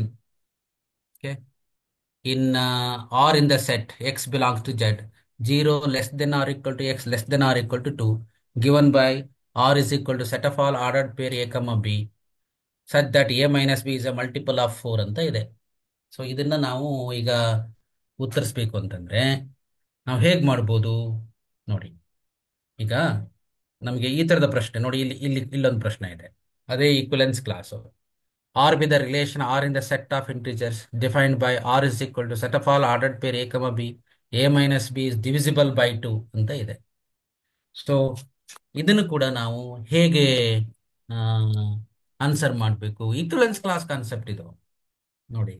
equivalence class concept ನಮಗೆ ತುಂಬಾ ಮುಖ್ಯ. ಯಾಕಂದ್ರೆ ಇದು ನಾವು ಕ್ಲಾಸ್ ರೂಮ್ನಲ್ಲಿ ಹೆಚ್ಚು ಕಾನ್ಸಂಟ್ರೇಟ್ ಮಾಡಿರಲ್ಲ. ನೋಡಿ, number of all one function from the set. ನಾನೀಗ ಹೇಳ್ತಾ ಇರೋದು ಏನು ಅಂತಂದ್ರೆ, ಈಗ ನಾವು ಈಕ್ವಲೆನ್ಸ್ ರಿಲೇಷನ್ ರಿಫ್ಲೆಕ್ಸಿವಿಟಿ ಸಿಮೆಟ್ರಿಕಿಟಿ ಇವೆಲ್ಲ ಹೇಳ್ತೀವಿ ನಾವು. ಅಂದ್ರೆ ಇದು ಸಿಮೆಟ್ರಿಕಾ ಟ್ರಾನ್ಸಿಟಿವ್ ಅಂದ್ರೆ ಈ ತರ ಕ್ವಶನ್ ನೋಡಿ. The relation R in the set 1 2 3 given by R is equal to 1 2 2 1. ಏನಿದು 1 2 2 1 ಅನ್ನೋದು ಸಿಮೆಟ್ರಿಕ್ ರಿಲೇಷನ್. ಕ್ಲಿಯರ್? ಈ ತರದ ಪ್ರಶ್ನೆಗಳು ಸಹಜ, ನಾನು ಅದ್ರ ಬಗ್ಗೆ ಡಿಸ್ಕಸ್ ಮಾಡ್ತಾ ಇಲ್ಲ. ಈಗ ನೋಡಿ ಈ ತರ ಪ್ರಶ್ನೆ ಒಂದಿದೆ, let R be the relation in the set 1 2 3 4 given by 1 2 2 2 1 1 4 4 1 3 3 3 ordered peer 3 2. ಇದೇನಾಗಿದೆ ನೋಡ್ಬೇಕೀಗ. 1 2 3 4ಗೆ ಎಲ್ಲ 1 1 2 2 3 3 4 4 ಇದೆಯಾ? ಇದೆ. So it is reflexive. ಹಾಗೆ ಸೊ ಟ್ರಾನ್ಸಿಟಿವ್ ಅಂತಂದ್ರೆ 1 2 ಮತ್ತೆ 2 1. 1 2 ಇಂದ ಪ್ರಾರಂಭವಾಗಿರುವಂತ ಯಾವ್ದು 1 2 ಅಂತ ಇದ್ರೆ ಅದಕ್ಕೆ ರಿಲೇಟೆಡ್ ಆಗಿ ಮ್ಯಾಚಿಂಗ್ ಪೇರ್ ಯಾವುದು ಅಂತ ನೋಡಿ, ಮತ್ತೆ ಟ್ರಾನ್ಸಿಟಿವ್ ಪೇರ್ ಅಂತ ನೋಡಿ. See, you have to check each and every one. ಅಂದ್ರೆ ಆರ್ಡರ್ ರಿಲೇಷನ್ ಅಲ್ಲಿ ಪ್ರತಿಯೊಂದನ್ನು ಚೆಕ್ ಮಾಡಿ ಟ್ರಾನ್ಸಿಟಿವ್ ಆಗತ್ತಾ ಅಂತ ನೋಡ್ಬೇಕು. So actually this is clearly ನೋಡಿ, ಈ ಎಕ್ಸಾಂಪಲ್ ಇದೆಯಲ್ಲ, ಇದು ಇದು ನೋಡಿ, 1 3 ಇದೆ, 1 3 ಇದೆ. ಓಕೆ, ಬಟ್ 3 1 ಇಲ್ಲ. ಹಾಗಾಗಿ ಇದು ಸಿಮೆಟ್ರಿಕ್ ಆಗಲ್ಲ, ಅದಕ್ಕೆ ನಾಟ್ ಸಿಮೆಟ್ರಿಕ್. ಇದೆಲ್ಲ ನೋಡ್ಬೇಕು. ಸೊ ಈ ವೆರಿಫಿಕೇಶನ್ ಮಾಡತಕ್ಕಂತ ಪ್ರಶ್ನೆಗಳು ಸುಲಭ ಮಾಡಬಹುದು. ಆದ್ರೆ ಈಕ್ವಲೆನ್ಸ್ ಕ್ಲಾಸ್ ಅಂದ್ರೆ ಏನು ಅಂತ ನೋಡಿ, ಅದರ ಬಗ್ಗೆ ಒಂದಿಷ್ಟು ನೋಡೋಣ ಇಲ್ಲಿ. ಈಗ ನೋಡಿ, ಇಲ್ಲಿ ಏನಾಗುತ್ತೆ, ಸಿ ಮಾಡ್ಯುಲಸ್ ಆಫ್, ಈಗ ನೋಡಿ ಈಕ್ವಲೆನ್ಸ್ ಕ್ಲಾಸ್ ರಿಲೇಷನ್ ಅನ್ನು ಬರೀಬೇಕು ಹೀಗೆ.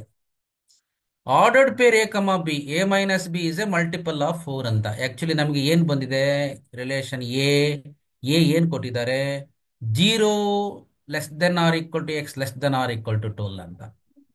ಅಂದ್ರೆ 0 1 2 3 4 ಎಕ್ಸೆಟ್ರಾ ಅಪ್ ಟು 12 ವರೆಗೆ ಕೊಟ್ಟಿದ್ದಾರೆ.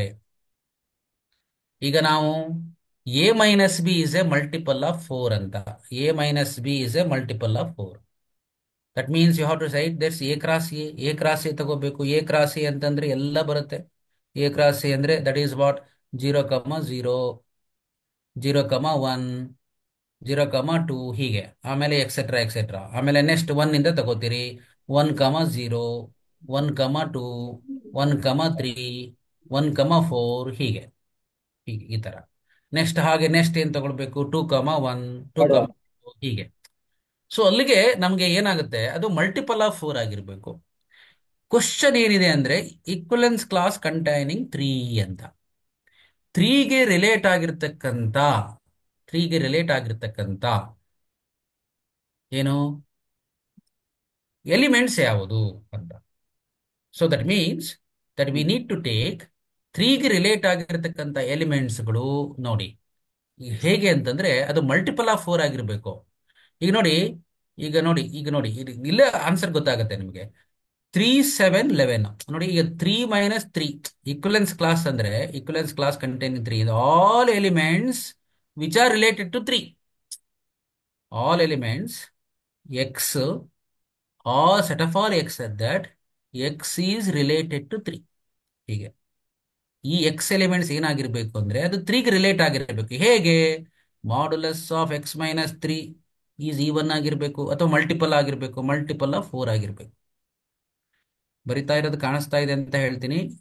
ಐ ಥಿಂಕ್ ಮಲ್ಟಿಪಲ್ ಆಫ್ 4 ಆಗಿರ್ಬೇಕು. ಹಾಗಾದ್ರೆ ಯಾವುದು ಮಲ್ಟಿಪಲ್ ಆಫ್ 4 ಆಗಿರುತ್ತೆ ನೋಡಿ. ಈಗ 3 ತಗೊಳ್ತೀನಿ, 3 - 3 0 multiple of 4. 0 is even number. 3 - 7 4 ಆಗುತ್ತೆ, ಅದು ಮಲ್ಟಿಪಲ್ ಆಫ್ 4. 3 - 11 ಅದು ಕೂಡ ಮಲ್ಟಿಪಲ್ ಆಫ್ 4. ಒಂದೇ ಆಪ್ಷನ್ ನಮಗೆ ಸಿಗೋದು. ಸೊ ಈಕ್ವಲೆನ್ಸ್ ಕ್ಲಾಸ್ ಅಂದ್ರೆ ಇಂಪಾರ್ಟೆಂಟ್ ಎಲಿಮೆಂಟ್ಸ್. ಸಪೋಸ್ ಈಗ ನೋಡಿ, ಈಕ್ವಲೆನ್ಸ್ ಕ್ಲಾಸ್ ಕಂಟೈನಿಂಗ್ ಎ ಅಂತಂದ್ರೆ ಅರ್ಥ all elements X.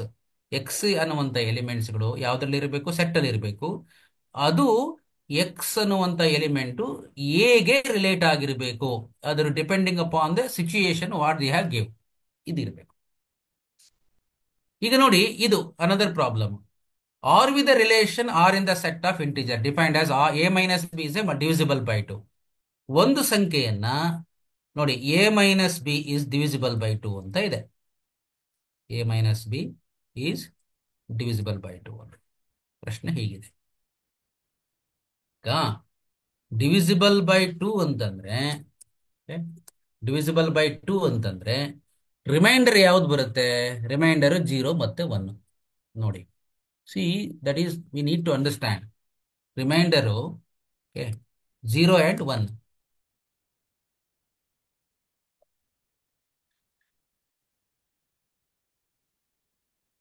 Okay, so remainder is 0 and 1. ಯಾವಾಗ 2 ಇಂದ ಡಿವೈಡ್ ಮಾಡಿದಾಗ, 3 ಇಂದ ಡಿವೈಡ್ ಮಾಡಿದಾಗ ರಿಮೈಂಡರ್ ಯಾವ್ದು ಬರುತ್ತೆ, 0 1 2. ಯಾವುದೇ ಸಂಖ್ಯೆಯನ್ನ 4 ಇಂದ ಡಿವೈಡ್ ಮಾಡಿದಾಗ ರಿಮೈಂಡರ್ ಯಾವ್ದು ಬರುತ್ತೆ, 0 1 2 3. ಸೊ ಇಲ್ಲಿ ಪ್ರಶ್ನೆ ಏನಿದೆ ಅಂದ್ರೆ equivalence class containing 0. So equivalence class containing zero. Zero ಅಂತಂದ್ರೆ ಅರ್ಥ all the elements X which are related to zero. Zero. All the elements X which are related to zero ಅಂದ್ರೆ ಎಕ್ಸ್ ರಿಲೇಟೆಡ್ ಟು ಜೀರೋ ಅಂದ್ರೆ ಏನಾಗುತ್ತೆ?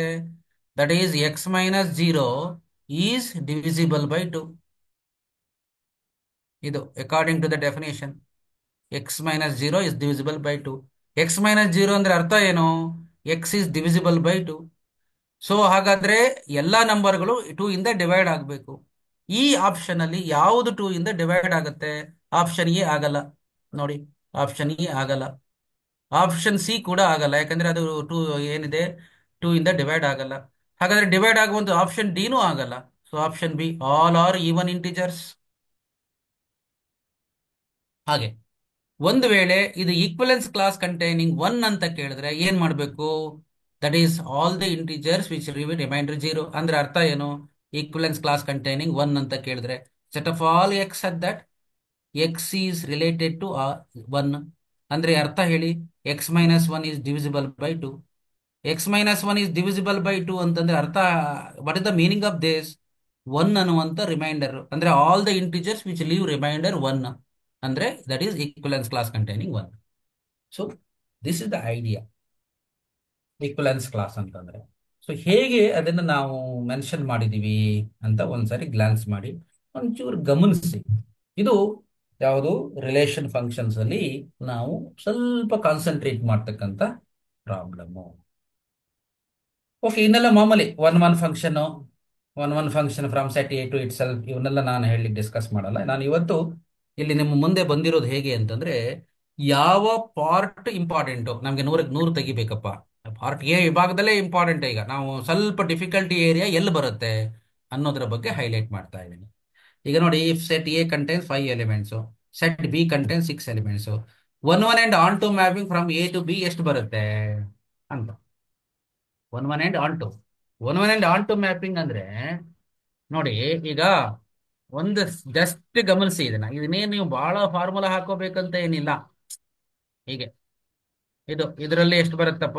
5 elements 1 2 3 4 5 ಅಂತ ಇಟ್ಕೊಳ್ಳೋಣ. ಇದರಲ್ಲಿ 6 elements ಇದೆ. ಈಗ A B C D E F ಅಂತ one ಆಗ್ಬೇಕು, ಆನ್ ಟೂನು ಆಗ್ಬೇಕು. ಅಂದ್ರೆ ಅರ್ಥ ಹೇಳಿ, ಈ ಯಾವ ಎಲಿಮೆಂಟ್ಸ್ ಇದು ಬಿ ಅಂತ ಇಟ್ಕೊಂಡ್ರೆ, ಇದು ಎ ಅಂತ ಇಟ್ಕೊಂಡ್ರೆ, ಏನಲ್ಲಿರ್ತಕ್ಕಂಥ ಎಲಿಮೆಂಟ್ಸ್ ಎಲ್ಲವೂ ರಿಲೇಟ್ ಆಗಿರ್ಬೇಕು 1 to 1. ಈಗ ನೋಡಿ ಏನಾಗದಪ್ಪ.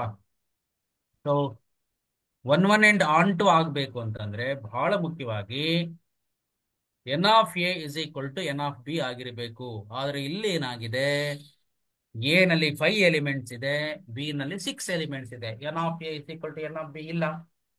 ಆಗ number of one onto mappings ಇರೋದೇ ಇಲ್ಲ. ಆಗ ಉತ್ತರ ಯಾವುದು? 0. ಸೊ ಅಲ್ಲಿ ತುಂಬಾ ಸೆನ್ಸಿಬಲ್ ಆಗಿ ಯೋಚನೆ ಮಾಡಬೇಕು. ಸೊ ನಾವು ಹೇಗೆ ಬಂದಿದೆ ಅಂತ ಹೇಳಿ ಈಗ ನಾವು ಫಾರ್ಮುಲಾ ಪ್ರಕಾರ ಎನ್ ಫ್ಯಾಕ್ಟೋರಿಯಲ್ ಅಂತ ನೋಡೋದಲ್ಲ.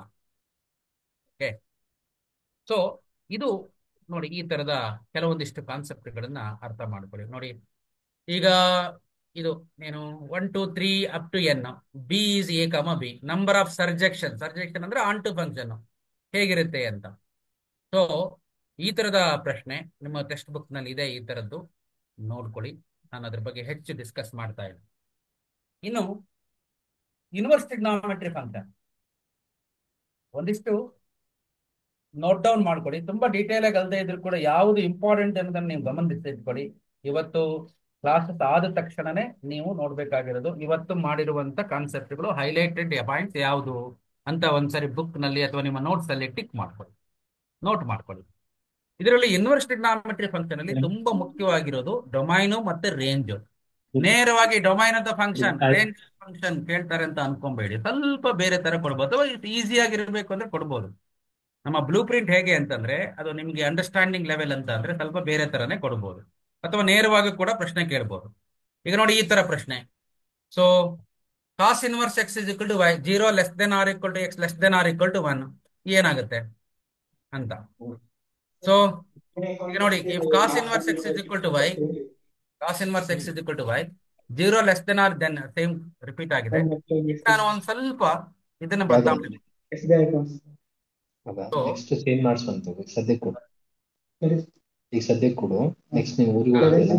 Sign inverse equal to y 0 less than or equal to 1 ಅಂತ ಇದೆ ನೋಡಿ.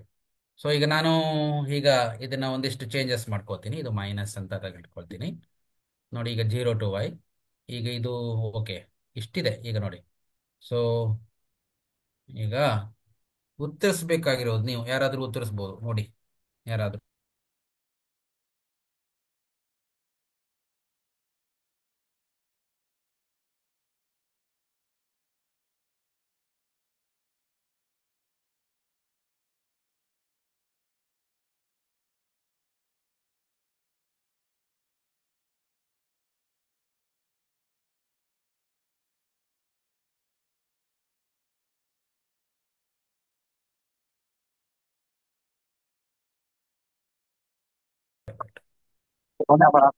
ನಮ್ಗೆ ನೋಡಿ ಯಾವ ತರ ಆಗುತ್ತೆ ಅಂತಂದ್ರೆ, ಸರ್ ಒಂದ್ ಚಟ ಮಾಡ್ದ ಆ ಟಕ ಹೆಚ್ಚಿ ಮನುಷ್ಯ ಗ್ರೋಸರ್ ಮಾಡಿಲ್ಲ ಹಂಗ್ ಮಾಡ್ಬಿಡು.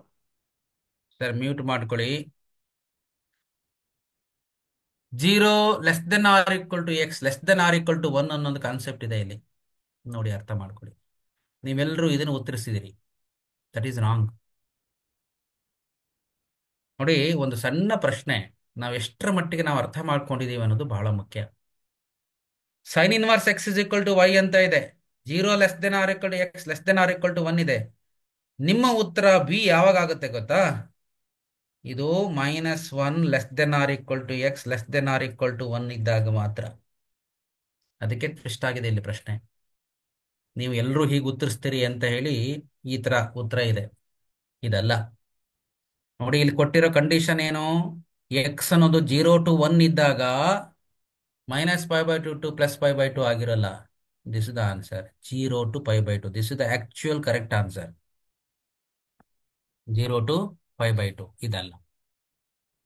Even though it is correct ಇದ್ರೂ ಕೂಡ, ಆದ್ರೆ ನಾವು ಅಕ್ಯುರೇಟ್ ಆಗಿ ನಾವು ಹೇಳ್ಬೇಕಾಗತ್ತೆ. This is the right answer, 0 to π/2 ಅಂದ್ರೆ ಅಷ್ಟರ ಒಳಗೆ, ಅಂದ್ರೆ 0 ದಿಂದ 1 ವರೆಗೆ ಇದ್ದಾಗ ಓಕೆ, ನಮಗೆ ಪ್ರಿನ್ಸಿಪಲ್ ವ್ಯಾಲ್ಯೂ ಏನಾಗಿರುತ್ತೆ ಅಂತಂದ್ರೆ 0 to π/2, ನಾಟ್ -π/2 to +π/2. ಇದೇ ಪ್ರಶ್ನೆ ಇಲ್ಲಿ ಬರುತ್ತೆ ನೋಡಿ. ಇದು ಇಲ್ಲೂ ಕೂಡ ಇಲ್ಲೊಂದು ಕಂಡೀಷನ್ ಇದೆ, ಇದಕ್ಕೂ ಉತ್ತರಿಸ್ಕೊಳ್ಳಿ. ಸೊ ಈ ತರದ ಐಡಿಯಾಸ್ಗಳು ಇರಬೇಕು. ಈಗ ನೋಡಿ, ಇಲ್ಲೊಂದು ಪ್ರಶ್ನೆ ಇದೆ, range of sine inverse x other than -π/2 to +π/2. ಇದು ನಾವು ಪ್ರಿನ್ಸಿಪಲ್ ವ್ಯಾಲ್ಯೂ ಅಂತ ಹೇಳಿರೋದು. ಸೊ ಹೇಗ್ ಮಾಡ್ಕೋಬೇಕು principal value? Range of sine inverse x other than -π/2 to +π/2 ನೋಡಿ. ಈಗ ಇದರಲ್ಲಿ ಉತ್ತರ ಸಿಗೋದು ಹೇಗೆ ಅಂತಂದ್ರೆ ನೋಡಿ, this is the thing.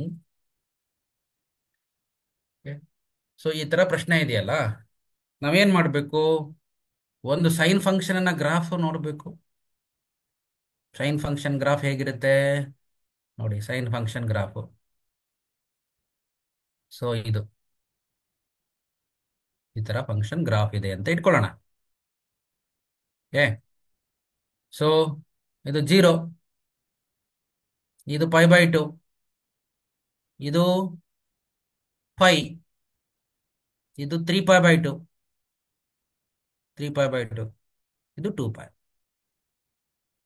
Sine function graph ತುಂಬಾ ಇಂಪಾರ್ಟೆಂಟು, ಗೊತ್ತಿರಬೇಕು. ಇದು -π/2, ಇದು -π, ಹೀಗೆ ಹೇಳ್ತಾ ಹೋಗ್ಬೋದು ನೋಡಿ. ಒಂದು ಫಂಕ್ಷನ್ 1 and on2 ಆಗಿರುತ್ತೆ ಯಾವಾಗ ಅಂದ್ರೆ, ಈ concept application of derivative concept. ಒಂದು ಫಂಕ್ಷನ್ ಸ್ಟ್ರಿಕ್ಟ್ಲಿ ಇನ್ಕ್ರೀಸಿಂಗ್ ಆಗಿದ್ರೆ ಇಂಟರ್ವಲ್ ಅಲ್ಲಿ, ಸ್ಟ್ರಿಕ್ಟ್ಲಿ ಇನ್ಕ್ರೀಸಿಂಗ್, ನಾನು ಹೀಗೆ ಬರೀತಿದ್ದೀನಿ, ಸ್ಟ್ರಿಕ್ಟ್ಲಿ ಇನ್ಕ್ರೀಸಿಂಗ್ ಆಗಿದ್ರೆ ಅಥವಾ ಸ್ಟ್ರಿಕ್ಟ್ಲಿ ಡಿಕ್ರೀಸಿಂಗ್ ಆಗಿರುತ್ತೋ ಅಲ್ಲಿ ಫಂಕ್ಷನ್ ಏನಾಗಿರುತ್ತೆ? 1 and on2 ಆಗಿರುತ್ತೆ. ಬುಕ್ಕಲ್ಲಿ ಈ ಕಾನ್ಸೆಪ್ಟ್ ಇದೆಯಲ್ಲ, ಅಪ್ಲಿಕೇಶನ್ ಆಫ್ ಡೆರಿವೇಟಿವ್ ಅಲ್ಲಿ ಮ್ಯಾಕ್ಸಿಮಾ ಮತ್ತು ಮಿನಿಮಾ ಕಾನ್ಸೆಪ್ಟ್ ಅಲ್ಲಿ ಇದನ್ನೆಲ್ಲೋ ಒಂದ್ ಕಡೆ ಬರುತ್ತೆ. ಫಂಕ್ಷನ್ ಇಸ್ ಇನ್ವರ್ಟಿಬಲ್ ಯಾವಾಗ? ಫಂಕ್ಷನ್ 1 and on2 ಆದಾಗ. ಈ ಯಾವಾಗ ಯಾವ ಇಂಟರ್ವಲ್ ಅಲ್ಲಿ ಫಂಕ್ಷನ್ ಇನ್ಕ್ರೀಸಿಂಗ್ ಆಗಿರುತ್ತೋ ಡಿಕ್ರೀಸಿಂಗ್ ಆಗಿರುತ್ತೋ ಅಲ್ಲಿ ಫಂಕ್ಷನ್ 1 ಆಗಿರುತ್ತೆ. ಎಲ್ಲಿ ಒನ್ ಒನ್ ಆಗಿರುತ್ತಲ್ವಾ, ಒನ್ ಒನ್ ಮತ್ತೆ ಆನ್ ಟು ಆಗಿರುತ್ತಲ್ವಾ, ಆಗ ಫಂಕ್ಷನ್ ಇನ್ವರ್ಸ್ ಎಕ್ಸಿಸ್ಟ್ ಆಗುತ್ತೆ. ಈಗ ನೋಡಿ, ಇಲ್ಲೋ ಇಂಟರ್ವಲ್ ಇದೆಯಲ್ಲ, -π/2 to +π/2, ನೋಡಿ ಇಲ್ಲಿದೆ ನೋಡಿ, -π/2 to +π/2, ನೋಡಿ -π/2 to +π/2, ನೋಡಿ ಇಲ್ಲಿಂದ ಇಲ್ಲಿವರೆಗೆ ಸ್ಟ್ರಿಕ್ಟ್ಲಿ ಇನ್ಕ್ರೀಸಿಂಗ್ ಫಂಕ್ಷನ್. ನೋಡಿ, ಈ ಸ್ಟ್ರಿಕ್ಟ್ಲಿ ಇನ್ಕ್ರೀಸಿಂಗ್ ಫಂಕ್ಷನ್ ಅಲ್ಲಿ function is one one and onto ಆಗಿರುತ್ತೆ. ಹಾಗಾದ್ರೆ ಇದನ್ನ ಬಿಟ್ರೆ ಮತ್ತೆಲ್ಲಿದೆ ನೋಡಿ, ಇಲ್ಲಿದೆ ನೋಡಿ, ಇಲ್ಲಿ ಹಿಯರ್, ಇಲ್ಲಿಂದ ಶುರುವಾಗುತ್ತೆ.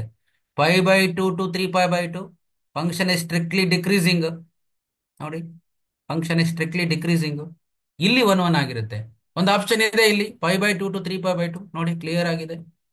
ನೋಡಿ, suppose if you take 0 to π ತಗೊಳ್ಳಿ, 0 to π ಎಲ್ಲಿವರೆಗೆ ಇದೆ ನೋಡಿ, ಇಲ್ಲಿದೆ 0 to π, ಇಲ್ಲಿದೆ 0, ಇಲ್ಲಿದೆ π.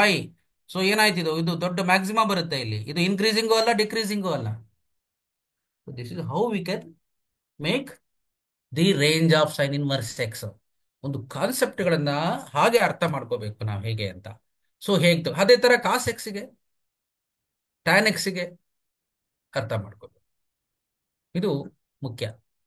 So range of secant inverse X, sine inverse X, ನೋಡಿ ಇದು ಈಗ graph of the function sine inverse X the reflection of the graph of the function y is equal to sine X. ಅಂದ್ರೆ sine inverse function sine X both are mirror images in the interval. ಹಾಗಾದ್ರೆ ಯಾವ line ಮೇಲೆ ಇರುತ್ತೆ, ಇದು y is equal to X. ಇದು ನಿಮ್ಮ textbook ನಲ್ಲಿ ಇದೆ. ಅಷ್ಟೇ ಅಲ್ಲ, graph of the function is the reflection of the y is equal to cos x along the line. Cos x ಇದು ನೋಡಿ, cos inverse x along the line y is equal to x. ಇಲ್ಲೇ ಇದೆ answer ಅದಕ್ಕೆ, ಮೇಲ್ಗಡೆಗೆ 6ಗೆ ಕಾಸ್ inverse X ಆಗಿರುತ್ತೆ. ಇದು ನಾವು ಇಲ್ಲಿ ಈ ತರದ ಒಂದಿಷ್ಟು ಉತ್ತರಗಳನ್ನ ಅಲ್ಲಿ ನಾವು ನೋಡ್ಕೋಬೇಕು. ಇದು ಎಲ್ಲಿ ಇನ್ವರ್ಸ್ ಟ್ರಿಗೊನೋಮೆಟ್ರಿ ಫಂಕ್ಷನ್ಗೆ. ಓಕೆ, ನಾನೀಗ ಅಲ್ಲಿ find the value, simplest form ಇವೆಲ್ಲ ಬಿಡಿ, ಆದರೆ ಅದನ್ನ ಬಿಟ್ಟು ಒಂದಿಷ್ಟು ಎಡಿಷನಲ್ ಆಗಿ ನಾವು ನೋಡ್ಕೋಬೇಕು. ಇನ್ನು ಮ್ಯಾಟ್ರಿಸಿಸ್ ನಲ್ಲಿ ನೋಡಿ, ಮ್ಯಾಟ್ರಿಸಿಸ್ ಇಸ್ ಅನದರ್. ನೋಡಿ, ಅಲ್ಲಿ ಬಹಳ ಎಕ್ಸ್ಟ್ರಾಡಿನರಿ ಐಡಿಯಾಸ್ಗಳಲ್ಲಿ ಇಲ್ಲ, ಆದರೆ ಒಂದಿಷ್ಟು ಏನಾಗುತ್ತೆ ನಮಗೆ, ಅದು ಮ್ಯಾಥಮೆಟಿಕಲಿ ಡೆಫಿನೇಷನ್ ಗೊತ್ತಿರಬೇಕು.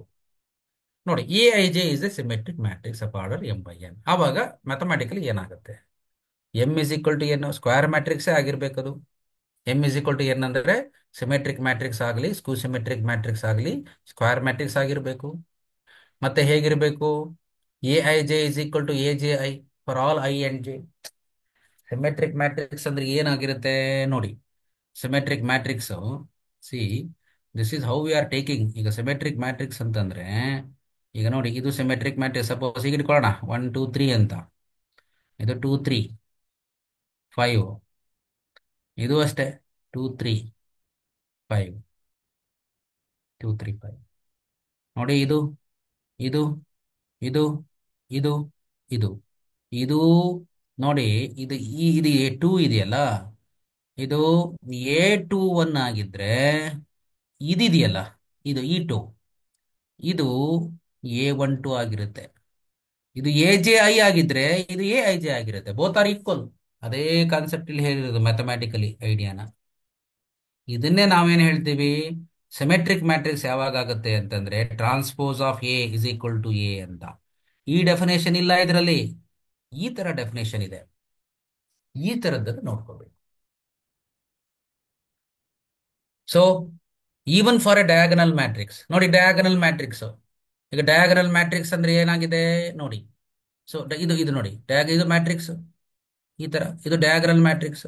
ಇಲ್ಲೇನಾಗಿದೆ, ಡಯಾಗನಲ್ ಮ್ಯಾಟ್ರಿಕ್ಸ್ ಅಂದ್ರೆ ಅರ್ಥ ಹೇಳಿ. So Aij is not equal to 0, ಅದು 0 ಆಗಿರಬಾರ್ದು. ಯಾವಾಗ, when i is equal to j. ಅರ್ಥ ಮಾಡ್ಕೊಳ್ಳಿ. ಸೊ ಡಯಾಗನಲ್ ಮ್ಯಾಟ್ರಿಕ್ಸ್ ಅಲ್ಲಿ ಸಫಿಕ್ಸ್ ಗಳೆಲ್ಲ ಒಂದೇ ಆಗಿರುತ್ತೆ. ನೋಡಿ, ಇದು ಇದೆಯಲ್ಲ, ಈ ಸಫಿಕ್ಸ್, ಇದು A11 ಆಗಿರುತ್ತೆ, ಇದು A22 ಆಗಿರುತ್ತೆ, ಇದು A33 ಆಗಿರುತ್ತೆ. ಸಫಿಕ್ಸ್ ಸೇಮ್ ಇರುತ್ತೆ. ಅದಕ್ಕೆ ನಾವು ಹೆಂಗ್ ಬರಿತೀವಿ, Aij ಅನ್ನೋ ಎಲಿಮೆಂಟ್, ಡಯಾಗನಲ್ ಎಲಿಮೆಂಟ್ 0 ಆಗಿರಬಾರ್ದು. ಬರೆಯೋದು ಹೇಗೆ, i is equal to j ಅಂತ. ಹಾಗಾದ್ರೆ ಉಳಿದಿರೋ ಎಲಿಮೆಂಟ್ಸ್ ಏನಾಗಿರ್ಬೇಕು, 0 ಆಗಿರುತ್ತೆ, ಈಸ್ ಈಕ್ವಲ್ ಟು 0. ಯಾವಾಗ, when i not equal to j. So ಈ ತರದ ಡೆಫಿನೇಷನ್ಗಳನ್ನ ನೋಡ್ಕೋಬೇಕು. ಬುಕ್ಕಲ್ಲಿ ಡಯಾಗನಲ್ ಮ್ಯಾಟ್ರಿಕ್ಸ್ ಅಂದ್ರೆ ಹೇಗಿರುತ್ತೆ? All the elements of the diagonal are not zero, all other non diagonal elements are zero ಅಂತ. ಸೊ ಕಿಂತ ನಾವು ಈ ತರದ, ಈಗ ನೋಡಿ ಇದನ್ನೇ ಸ್ಕೇಲಾರ್ ಮ್ಯಾಟ್ರಿಕ್ಸ್ ಅಂತ ಹೇಳಬೇಕು ಅಂತಂದ್ರೆ ಏನಾಗಿರ್ಬೇಕು? ಎ ಐ ಜೆ ಇದೆಯಲ್ಲ, ಇದು ಮಾಡಿಫಿಕೇಶನ್ ಆಗುತ್ತೆ ಈಗ. A I J is equal to, so A I J is equal to Aij is equal to k, some constant k for I is equal to j. k ಅಂದ್ರೆ constant matrix, ಅದು scalar matrix. ಇದು 1 ಆದ್ರೆ identity matrix ಆಗುತ್ತೆ. So ಇದು matrix ಮೇಲೆ ನೋಡುವಂತ ಕಾನ್ಸೆಪ್ಟ್ಗಳು. ಈಗ multiplication of matrices, ಮತ್ತೆ ಅದರ ಮೇಲೆ ಇರ್ತಕ್ಕಂಥ ಸ್ಕ್ವೇರ್ ಮ್ಯಾಟ್ರಿಕ್ಸ್, ಡಯಾಗನಲ್ ಮ್ಯಾಟ್ರಿಕ್ಸ್ ಡೆಫಿನೇಷನ್ಗಿಂತನೂ ಕೂಡ ಅದು ಹೇಗೆ ಎ ಐ ಜೆ ಫಾರಮ್ನಲ್ಲಿ ಎಕ್ಸ್ಪ್ರೆಸ್ ಆಗುತ್ತೆ ಅಂತ. ಮತ್ತು A I J I/J construct matrix 2x2 matrix, ಈ ತರ 2x2 ಮ್ಯಾಟ್ರಿಕ್ಸ್ ಕನ್ಸ್ಟ್ರಕ್ಟ್ ಮಾಡಿ. ಸಾಮಾನ್ಯವಾಗಿ ಆ ತರದ ಪ್ರಾಬ್ಲಮ್ಗಳೇ ಹೆಚ್ಚು. ಮಲ್ಟಿಪ್ಲಿಕೇಶನ್ ನೋಡಿ ಈ ತರ, ಇದು ನೋಡಿ, ಇದು ಒಂದು ಸ್ವಲ್ಪ ಡಿಫಿಕಲ್ಟ್ ಕಾನ್ಸೆಪ್ಟ್, ನಿಮ್ಮ ಟೆಕ್ಸ್ಟ್ ಬುಕ್ ನಲ್ಲಿ ಇದೆ ಇದೊಂದು ಈ ತರದ್ದು. I+A⁴ - 7A ಒಂದು matrix A is a square matrix such that A² = A, then I+A⁴ - 7A book ಅಲ್ಲಿ ಇದೆ, ನಿಮ್ಮ ಟೆಕ್ಸ್ಟ್ ಬುಕ್ ಅಲ್ಲಿ ಒಂದು MCQ ಆಗಿದೆ ಆ ತರದ್ದು. ಈಗ ನೋಡಿ ಇದು ಈ ತರ ಇನ್ನೊಂದು A/B is a skew symmetric matrix. A+B+C+D ಅಂದ್ರೆ ಏನು? ಸ್ಕ್ಯೂ ಸಿಮೆಟ್ರಿಕ್ ಮ್ಯಾಟ್ರಿಕ್ಸ್ ಅಲ್ಲಿ ಏನಾಗಿರುತ್ತೆ? ಎ ಮತ್ತು ಡಿ ಜೀರೋ ಆಗಿರುತ್ತೆ, ಡಯಾಗನಲ್ ಎಲಿಮೆಂಟ್ಸ್ ಎಲ್ಲ ಜೀರೋ ಆಗಿರುತ್ತೆ. ಅದೇ ಬಿ ಮತ್ತು ಸಿ ಏನಾಗಿರುತ್ತೆ? ಸೈನ್ ಚೇಂಜಸ್ ಆಗಿರುತ್ತೆ, ಬಿ ಮತ್ತು ಸಿ ಸೈನ್ ಚೇಂಜಸ್ ಆಗಿರುತ್ತೆ. ಇಷ್ಟನ್ನು ಇಟ್ಕೊಂಡು ತಯಾರು ಮಾಡೋದು, ಅದನ್ನು ನಾವು ಆನ್ಸರ್ ಮಾಡಬೇಕು. So getting the concept clearly, ನಮಗೆ we will now to get the answer. ನೋಡಿ, A and B are symmetric matrices. A and B symmetric matrix ಆಗಿದ್ರೆ ಏನಾಗಿರುತ್ತೆ? AB - BA is a skew symmetric matrix ಆಗಿರುತ್ತೆ. ಹಾಗೆ ಅದೇ ತರ statement ಪ್ರಾಬ್ಲಮ್ಸ್ಗಳು, figure based ಪ್ರಾಬ್ಲಮ್ಸ್ಗಳು ಇವೆಲ್ಲ. ಮತ್ತೆ ನೋಡಿ, ಇದು ಪ್ರಾಡಕ್ಟ್ ಆಫ್ ದ ಪಿ ಮತ್ತೆ ಕ್ಯೂ ಅನ್ನ ಮ್ಯಾಟ್ರಿಕ್ಸ್ ಇದೆ, PQ ಡಿಫೈನ್ ಆಗುತ್ತೆ. ಈಗ ಕ್ಯೂನ ಮ್ಯಾಟ್ರಿಕ್ಸ್ 2/3 ಆಗಿದ್ರೆ ಮ್ಯಾಟ್ರಿಕ್ಸ್ ಪಿ ಎಷ್ಟು ಅಂತ. ಆಕ್ಚುಲಿ ಉಲ್ಟಾ, 2/3 ಇದ್ರೆ 3/2 ಆಗುತ್ತದೆ. ಹೀಗೆ. ಸೊ ಹೇಗ್ ಬಂತು ನೋಡ್ಕೋಬೇಕು ಅದನ್ನ. ಸೊ PQ ಅನ್ನೋದು ನೋಡಿ, ನಾವು ನೋಡ್ಕೋಬೇಕು ಅದನ್ನ. ಅಟ್ಲೀಸ್ಟ್ ವಿ ಹ್ಯಾವ್ ಟು, ಇದನ್ನ ಡಯಾಗನಲ್ ಮ್ಯಾಟ್ರಿಕ್ಸ್ ಅಂತ ಇದೆ, ಇಲ್ಲಿ ಡಯಾಗನಲ್ ಮ್ಯಾಟ್ರಿಕ್ಸ್ ಅಂತ ಇದೆ. ಪಿ ಮ್ಯಾಟ್ರಿಕ್ಸ್ ಕೊಟ್ಟಿಲ್ಲ ಅವರು, ಕ್ಯೂ ಮ್ಯಾಟ್ರಿಕ್ಸ್ ಅನ್ನ ಕೊಟ್ಟಿದ್ದಾರೆ 2/3 ಅಂತ. ಸೊ PQ ಮ್ಯಾಟ್ರಿಕ್ಸ್ ಏನಾಗುತ್ತೆ? PQ ಡಿಫೈನ್ ಆಗುತ್ತೆ. ಈಗ ಇದು 2/3 ಮ್ಯಾಟ್ರಿಕ್ಸ್ ಆಗಿದೆ ಅಂದ್ರೆ ಇದು ಆಗ್ಬೇಕು, ಯಾಕಂದ್ರೆ ಡಯಾಗನಲ್ ಮ್ಯಾಟ್ರಿಕ್ಸ್ ಇದು ನೋಡಿ, ಇದು ಕೊಯಿನ್ಸೈಡ್ ಆಗಿ ಇದೇನಾಯ್ತು? PQ must be 3/3. So diagonal matrix ಎಲ್ಲ ಏನಾಗಿರುತ್ತೆ? ಸ್ಕ್ವೇರ್ ಮ್ಯಾಟ್ರಿಕ್ಸ್ ಆಗಿರ್ಬೇಕು. ಹಾಗೆ ಈ ತರ. ಸೊ ಇದಕ್ಕೆ ಈ ತರದ ಒಂದು ಕಾನ್ಸೆಪ್ಟ್ ಡಿಟರ್ಮಿನೆಂಟ್ಸ್ ಅಲ್ಲಿ. ಈಗ ನೋಡಿ, ಈಗ ಇದೊಂದು ಪ್ರಾಪರ್ಟಿ ಈ ತರ, value of the determinant when a row or column of a matrix is multiplied and added to the corresponding elements of any other row, ಅಥವಾ value of the determinant when a row or column is multiplied by any corresponding elements of any other row, zero ಆಗುತ್ತೆ. ಈ ತರದ ಒಂದು property ಇದೆ, ನೋಡ್ಕೊಳ್ಳಿ. ಈಗ ನೋಡಿ, ಈ ತರದೊಂದು problem, this one, A into adjoint of A matrix 5 0 0 0 5 0 0 0 5, determinant of adjoint of A ಏನಾಗುತ್ತೆ? ಆಕ್ಚುಲಿ ಇದರಲ್ಲಿ ಏನಾಯ್ತು? ಡಿಟರ್ಮಿನೆಂಟ್ ಆಫ್ A ಈಸ್ 5 ಆಗುತ್ತೆ. ನೋಡಿ, A into adjoint of A ಅಂದ್ರೆ, ಸೊ ನೋಡಿ, determinant of A into adjoint of A ಅಂತಂದ್ರೆ ಈ concept ನಾವು ಆಲ್ರೆಡಿ ನೋಡಿದೀವಿ. A into adjoint of A ಅಂದ್ರೆ that is determinant of A into I ಅಂತ. ಈಗ ಏನಾಗಿದೆ? ಡಿಟರ್ಮಿನೆಂಟ್ ಆಫ್ A ಇಲ್ಲಿ 5 ಇದೆಯಲ್ಲ, ಇದನ್ನ ನಾವು ಹೇಗೆ ಬರಿಬಹುದು? 5 ಕಾಮನ್ ತಕೊಂಡ್ರೆ ಇದು 1 0 0 0 1 0 0 0 1, ಇದು ಐಡೆಂಟಿಟಿ ಮ್ಯಾಟ್ರಿಕ್ಸ್, ಇದು ಡಿಟರ್ಮಿನೆಂಟ್ ಆಫ್ A ಆಗಿರುತ್ತೆ 5 ಇದು. So A into adjoint of A determinant of A into I ಆಗ್ಲೇಬೇಕು. ಹಾಗಾದ್ರೆ ಡಿಟರ್ಮಿನೆಂಟ್ ಆಫ್ A ಏನ್ ಕೊಟ್ಟಂಗಾಯ್ತು? 5 ಆಯ್ತು. ಹಾಗಾದ್ರೆ what is the determinant of adjoint of A? Determinant of adjoint of A formula ಏನಿದೆ? Determinant of A⁻n - 1. ಅಂದ್ರೆ ಇಲ್ಲಿ 3/3 matrix 3 - 1, 3 - 1 ಅಂದ್ರೆ ಅರ್ಥ ಏನು? Determinant of A square. Determinant of A square ಅಂದ್ರೆ ಏನಾಗುತ್ತೆ? 5 ಸ್ಕ್ವೇರ್. 5 ಸ್ಕ್ವೇರ್ ಅಂದ್ರೆ 25. ಸೊ ಇದು ಆನ್ಸರ್. ಅದೇ ತರ ಡಿಟರ್ಮಿನೆಂಟ್ ಆಫ್ ಇದೇ ಪ್ರಶ್ನೆನ ಡಿಟರ್ಮಿನೆಂಟ್ ಆಫ್ ಎ ಇನ್ವರ್ಸ್ ಅಂತ ಕೊಡ್ಬೋದು. What is that? 1/ಡಿಟರ್ಮಿನೆಂಟ್ ಆಫ್ ಎ, ದಟ್ ಈಸ್ 1/5 ಅಂತ. ಹಾಗೆ determinant of A into A dash ಅಂತ ಕೊಡ್ಬೋದು. So determinant of A into determinant of A dash.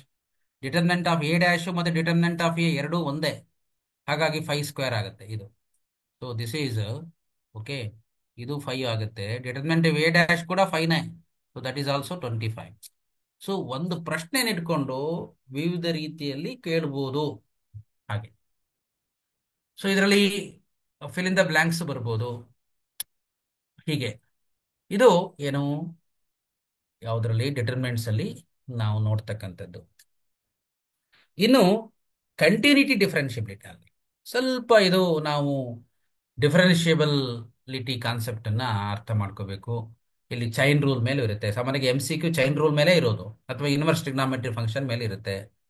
ಅದು ನೋಡಿ, ಈ ಸಮ್ ದ ಸೀರೀಸ್ ಅಂತ ನೀವು ಎಲ್ಲದನ್ನೂ ನೋಡ್ಕೋಬೇಕಾಗಿರೋದು. ಇಲ್ಲಿ ನೋಡಿ, ಅರ್ಥ ಮಾಡ್ಕೊಡಿ.